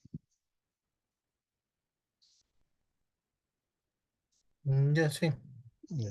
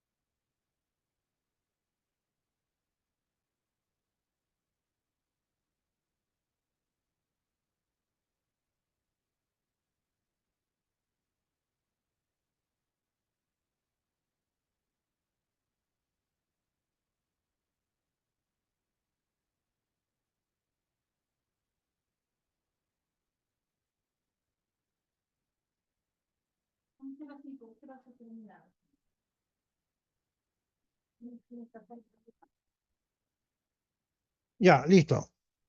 A ver, ya, estamos, sí, ¿no?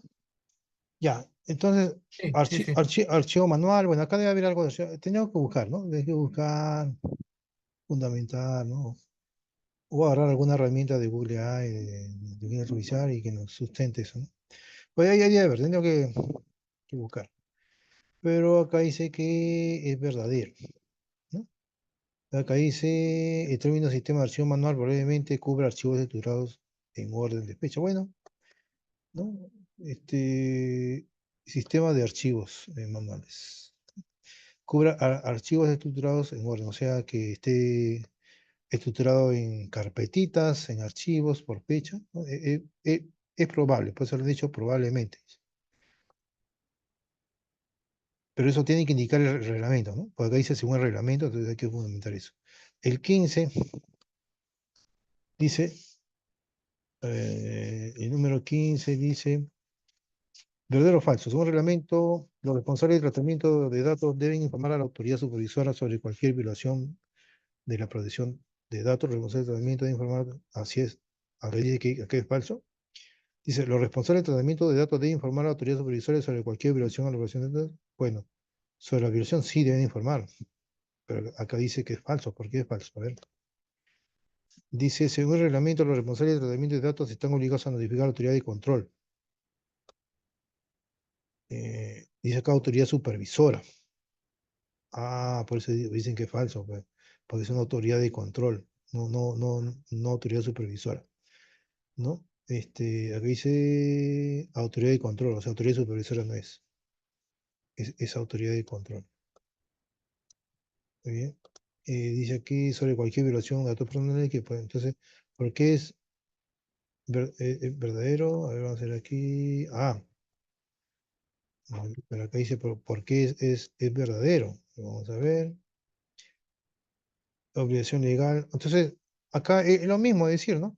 Autoridad de control o autoridad supervisora. Vamos a poner acá. Autoridad supervisora. ¿No? O sea, si es verdadero, seguramente este es así, ¿no? Porque acá dice, ¿no? Según, a ver, dice aquí, según el responsable de tratamiento de datos son obligados a notificar aquí, muy bien. Entonces es verdadero, sino que acá dice que es falso. O sea, eh, aquí están mal esas respuestas. Muy bien, aquí es verdadero. ¿Por qué verdadero? Porque es una relación legal, acá está, etcétera, ¿no? Protección de datos interesados, etcétera, ¿no? Una obligación legal, artículo 33, establece también. Vamos a ver el artículo 33. A ver, vamos a buscar el artículo 33.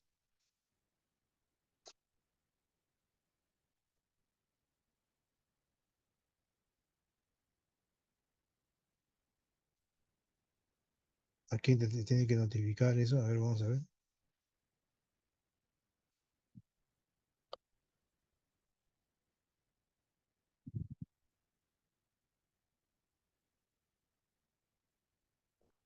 Muy bien, notificación de una violación de seguridad. Dice acá, en caso de una violación de seguridad de datos personales, el responsable de tratamiento notificará a la autoridad de control, dice.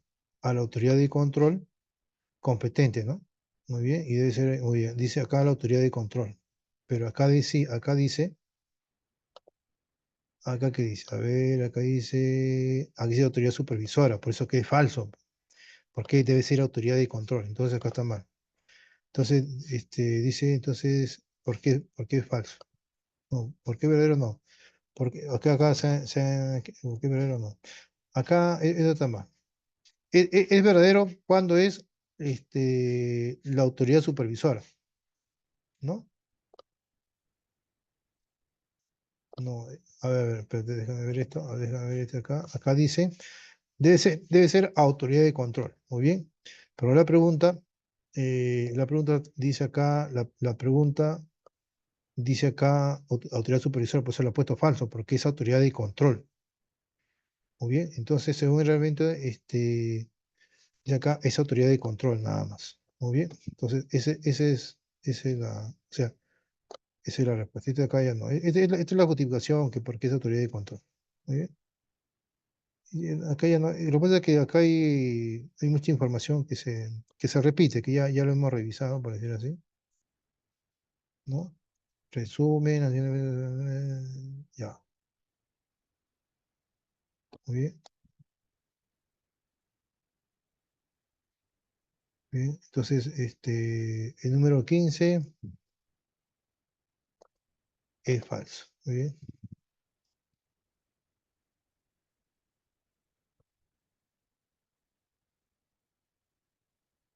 muy bien. Ahí está. ¿Qué más? Número 16 dice acá, su unidad fue una excursión al centro de escalar local y una de las niñas se torció el tobillo. Ah, su unidad, ¿no? Ya, su unidad fue de excursión al centro de escalada local y una de las niñas se torció el tobillo. ¿Qué debe de hacer con los formularios de consentimiento de información de salud después del evento? Envíe los formularios de la niña lesionada al equipo de seguros. Este es, digamos, un grupo de niños tipo Boy Scouts en Estados Unidos. Este es en Inglaterra, los Whedon, ¿no? Y destruye el resto de forma, dice acá, envíe los formularios de la niña lesionada al equipo de seguros, o sea, un equipo de seguros para que lo atienda, y destruye el resto de forma segura una vez que la empresa ya haya conseguido una solución a los formularios de la niña, ¿no? O sea, hay que destruir esos documentos. ¿Por qué? Porque para que, o sea, esos informes del resultado no lo deben tener otras personas, ¿muy bien? Solamente lo debe tener los familiares de la persona y el mismo hospital, ¿no? Eso es lo que me están diciendo. Su unidad fue exclusión y una de las niñas se le torció el tobillo. ¿Qué debe hacer con los formularios de consentimiento e información de salud después del evento? ¿No? Entonces acá dice la respuesta, a ver, envíe los formularios de la niña al equipo de seguros, ¿no? Y destruye el resto de forma segura una vez que, ¿no? Gear Within HQ haya confirmado la recepción de los formularios de la niña. Entonces, la gestión de los formularios de consentimiento de información de salud tras un evento como una excursión debe realizarse de acuerdo con las normas de privacidad y protección de datos, así como los protocolos internos de la organización. En este caso, el reglamento general establece claramente que los datos personales deben ser conservados únicamente en el tiempo necesario para cumplir con la finalidad. Ajá, claro. Entonces debe cumplir solamente para un propósito nada más. ¿Está muy bien? Entonces tengo que destruir eso. Entonces, ¿por qué las otras respuestas no son correctas? Destruirlos todos, esto podría generar problemas legales. Guardar todo durante 6 meses, tampoco se debe de conservar eso, tampoco. Envíe todos los formularios al equipo de seguros. Enviar todos los formularios, incluyendo de las niñas que no sufrieron ningún accidente, no es necesario. Acá, guardarlo todo durante 6 meses, conservar todos los formularios durante un periodo de largo sin justificación, podría infringir, ¿no? Algún artículo de reglamento. Destruirlos todos, esto podría generar problemas legales si se necesita alguna información posteriormente, por ejemplo, para una reclamación de seguro o una investigación. ¿Por qué la opción correcta es la última? Necesidad, ¿no? Son los formularios de la niña lesionada son necesarios para generar algún reclamo, ¿no? Protección de datos, al destruir los demás formularios se minimiza el riesgo de una brecha y se protege la privacidad de la niña. O sea, acá nos interesa solamente claro, es como que todos van a una excursión, ¿no? Pero el responsable de esa excursión tiene datos de cada una de las niñas, ¿no? Por decir así. Quién es la persona, quién es la niña, quiénes son sus padres, etcétera. Entonces, uno de ellos sufre un accidente, ¿no? Se le lleva a un hospital, pero la pregunta es, ¿qué hacemos? ¿Cuál es la mejor, o sea, qué hacemos con todos esos documentos? ¿No? Entonces, lo mejor es llevarlo a una empresa de seguros para que lo atienda o a un hospital y solamente dejarnos con un documento, con un formulario y el resto hay que destruirlos. ¿Por qué? Porque es información, porque ahí están los documentos de confidenciales de sus padres, ¿no? Entonces, no quiere que se exponga esa información, solamente debe ser de la niña lesionada, nada más. Entonces, a eso se refiere, ¿no? Consideraciones adicionales, normativa interna, siempre es recomendable consultar la normativa interna, ¿no? Para conocer los movimientos, etc. Destrucción segura, destruir todos los documentos que no se necesitan para la atención de una sola niña, el resto de niñas, los documentos formularios de otra niña no, físicamente no tienen que estar expuestos, o sea, hay que destruirlos. ¿Bien? Resumen, la gestión de los formularios tras un evento debe ser cuidadosamente responsable, teniendo en cuenta la protección de los datos personales y la necesidad de organización. En este caso, la opción más adecuada es enviar solo los formularios necesarios al equipo de seguro y distribuir el resto de forma segura, ¿no? O sea, los formularios de la niña afectada nada más hay que enviarlo porque nos va a pedir. O sea, el equipo de seguro nos va a pedir los datos, ¿no? Por decir, el historial clínico, ¿no? De la niña, ya, nada más eso pasa ahí y el resto hay que destruir. Muy bien. La pregunta 17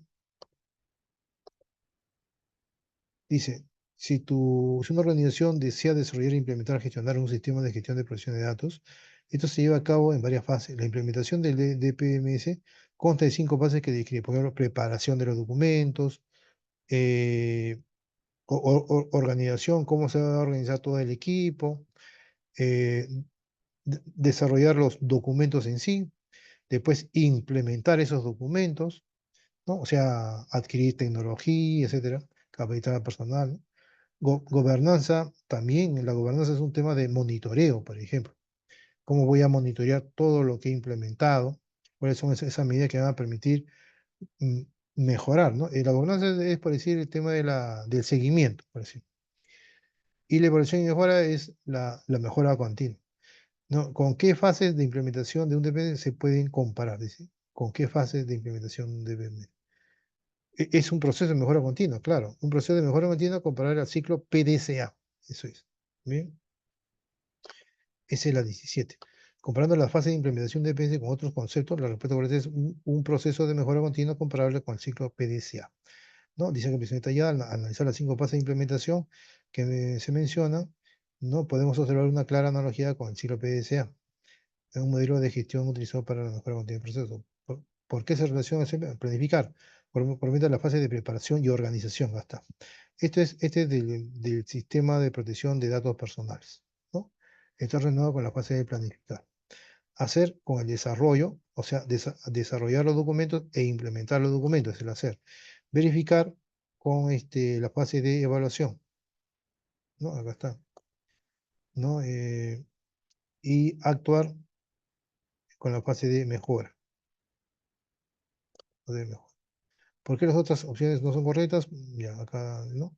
Una guía para la implementación de la gobernanza de la privacidad, si bien la gobernanza es una parte importante del PS, no abarca todo el proceso de implementación, ¿no? Y así, ¿no? Es decir, beneficios de comparar el PS con el ciclo PSA, por ejemplo, acá dice, ¿no? Acá hay más información que hay que analizar, ¿sí? En conclusión, la implementación de BMS es un proceso iterativo y continuo que se beneficia de un enfoque sistemático como el ciclo PDCA. Al comparar la fase de BMS con la del ciclo PDCA, podemos comprender mejor cómo se relaciona cada etapa y cómo garantizar la eficacia y la mejora continua del sistema de gestión de protección de datos. Bien, listo. Vamos a poner una última pregunta, a ver la 18. El reglamento general de protección de datos introduce un nuevo principio de protección de datos que requiere que las organizaciones, ¿no? Demuestren el cumplimiento de los principios, claro, ¿no? Eso es lo que se requiere, ¿no? Que, que demuestren que las sanciones deben de cumplir. El Reglamento General de Protección de Datos dice, introduce un nuevo principio fundamental que marca un antes y un después de la protección de datos, ¿no? La responsabilidad proactiva, dice. Este principio establece que las organizaciones ya no solo deben cumplir con los requisitos legales, sino que deben ser capaces de demostrar activamente que están cumpliendo con ellos. O sea, es por decir un checklist, ¿no? Y decir, sí, sí, sí cumplo, pero tiene que estar sustentado, o sea, demostrar activamente que están cumpliendo con ellos. Para eso se realizan auditorías. ¿Por qué es importante este principio? Cambio de paradigma. Antes la protección de datos se basaba en un enfoque reactivo, es decir, las organizaciones solo actuaban cuando se producía una infracción. El reglamento general exige un enfoque proactivo donde las organizaciones ya deben anticiparse a los riesgos y tomar medidas para prevenirlos. Mayor transparencia, al exigir la demostración del cumplimiento del reglamento general fomenta la transparencia y la rendición de cuentas de las organizaciones. Mayor seguridad, la responsabilidad proactiva incentiva a las organizaciones a invertir en medidas de seguridad más robustas para proteger los datos personales. ¿Cómo se puede demostrar el cumplimiento? Implementar un sistema de gestión de privacidad, mantener registros, realizar auditorías, designar un delegado de protección de datos, vuelo oficial de protección de datos, también. ¿No? En resumen, el reglamento general exige a las organizaciones que demuestren que están tomando todas las medidas necesarias para proteger los datos personales. Este nuevo principio ha transformado la manera en que las organizaciones abordan la protección de datos, pasando de un enfoque reactivo a uno proactivo. ¿Muy bien? Muy bien, acá muy bien, listo. A ver, vamos a revisar la 19 también. A ver, muy bien, vamos a ver la 19. Dice, ¿qué no es cierto acerca del consentimiento? ¿No? La respuesta es, se debe obtener el consentimiento antes de contactar a los miembros y voluntarios. ¿No? A ver, vamos a ver, la 19. Dice, ¿qué no es cierto acerca? La respuesta correcta es, se debe obtener el consentimiento antes de contactar con los miembros voluntarios. Ya, bueno, acá simplemente pone esa respuesta. Muy bien, y la 20 dice, ¿qué es mejor hacer primero antes de iniciar una evaluación de impactos sobre la protección de datos? O sea, ¿no? ¿Cómo determinar si es necesario realizar una evaluación de impactos de la protección de datos? O sea, o sea, este es un proceso para evaluar riesgos, ¿no? Riesgos relacionados con el tratamiento de los datos. Nos dice, ¿qué es mejor hacer primero antes de iniciar este proceso? ¿No? Determinar medidas para evaluar los riesgos identificados, no, porque ese es parte del proceso. Identificar los riesgos, no. Determinar la medida, eso va después, ¿no? La medida va después del proceso. Indicación de los riesgos es parte del proceso, pero cuando están pidiendo antes del proceso. Entonces queda la única idea queda esto. ¿Cómo determinar si es necesario realizar una evaluación de impacto sobre la protección de los datos? ¿No? Acá dice, ¿por qué esto es lo primero? Obligación legal, el reglamento general establece que la IEPD es obligatorio solo en ciertos casos, cuando el tratamiento de datos supone un alto riesgo, o que la dirección de esfuerzos, optimización de recursos. ¿Cómo determinar si es necesario una IEPD? Ah, claro, tengo que, esto es lo primero que tiene que hacer, determinar si es necesario una IEPD. O sea, tengo que evaluar, la empresa tiene que evaluar si es necesario esto. O sea, no necesariamente va a tener este proceso documentado. Entonces, para determinar si es necesario realizar, no, necesario realizar una IPD, se deben considerar los siguientes factores. Naturaleza de los datos son sensibles. Por ejemplo, si los datos no son sensibles, entonces no es necesario hacer una IPD. Volumen de datos, se trata de grandes volúmenes de datos. Si son poquitos datos, quizás no. Duración de almacenamiento, ¿durante cuánto tiempo? Si la duración es pequeña, quizás tampoco. Número de personas, si son pocas las personas, quizás no. Nuevas tecnologías, se utilizan nuevas tecnologías que pueden aumentar el riesgo, porque puede haber riesgo, ¿no? Cuando la empresa quiere un activo nuevo, tiene ese nuevo activo está asociado a riesgo, a vulnerabilidades. Probabilidad y gravedad de los riesgos, ¿cuál es la probabilidad de que se materialicen los riesgos y cuáles serían sus consecuencias? ¿Bien? ¿Qué hacer después de determinar que es necesario una EPD? Una vez que se ha determinado que es necesario una EIPD, se pueden realizar siguientes acciones. Y ahí recién ya, este es todo el proceso de la IPD, identificar riesgos, evaluar riesgos, determinar las medidas, documentar, etcétera. Muy bien. Entonces, antes de iniciar una IPD, es fundamental determinar si realmente es necesaria. Esto permitirá optimizar los recursos y garantizar que se cumpla con la normativa de protección de datos de manera eficiente. Bien. Entonces, hay que analizar varios factores. Muy bien. Nos vamos a quedar aquí, ¿no? Y ya mañana continuamos con el resto de preguntas. Muy bien. Ok. Listo. Mañana nos vemos a Ahí las sí puede, 3. por favor, Sí, te, los te voy a PDF, enviar. pues. Sí. Sí, sí, me estoy Ya, enviando ok. ya. Listo, muchas gracias.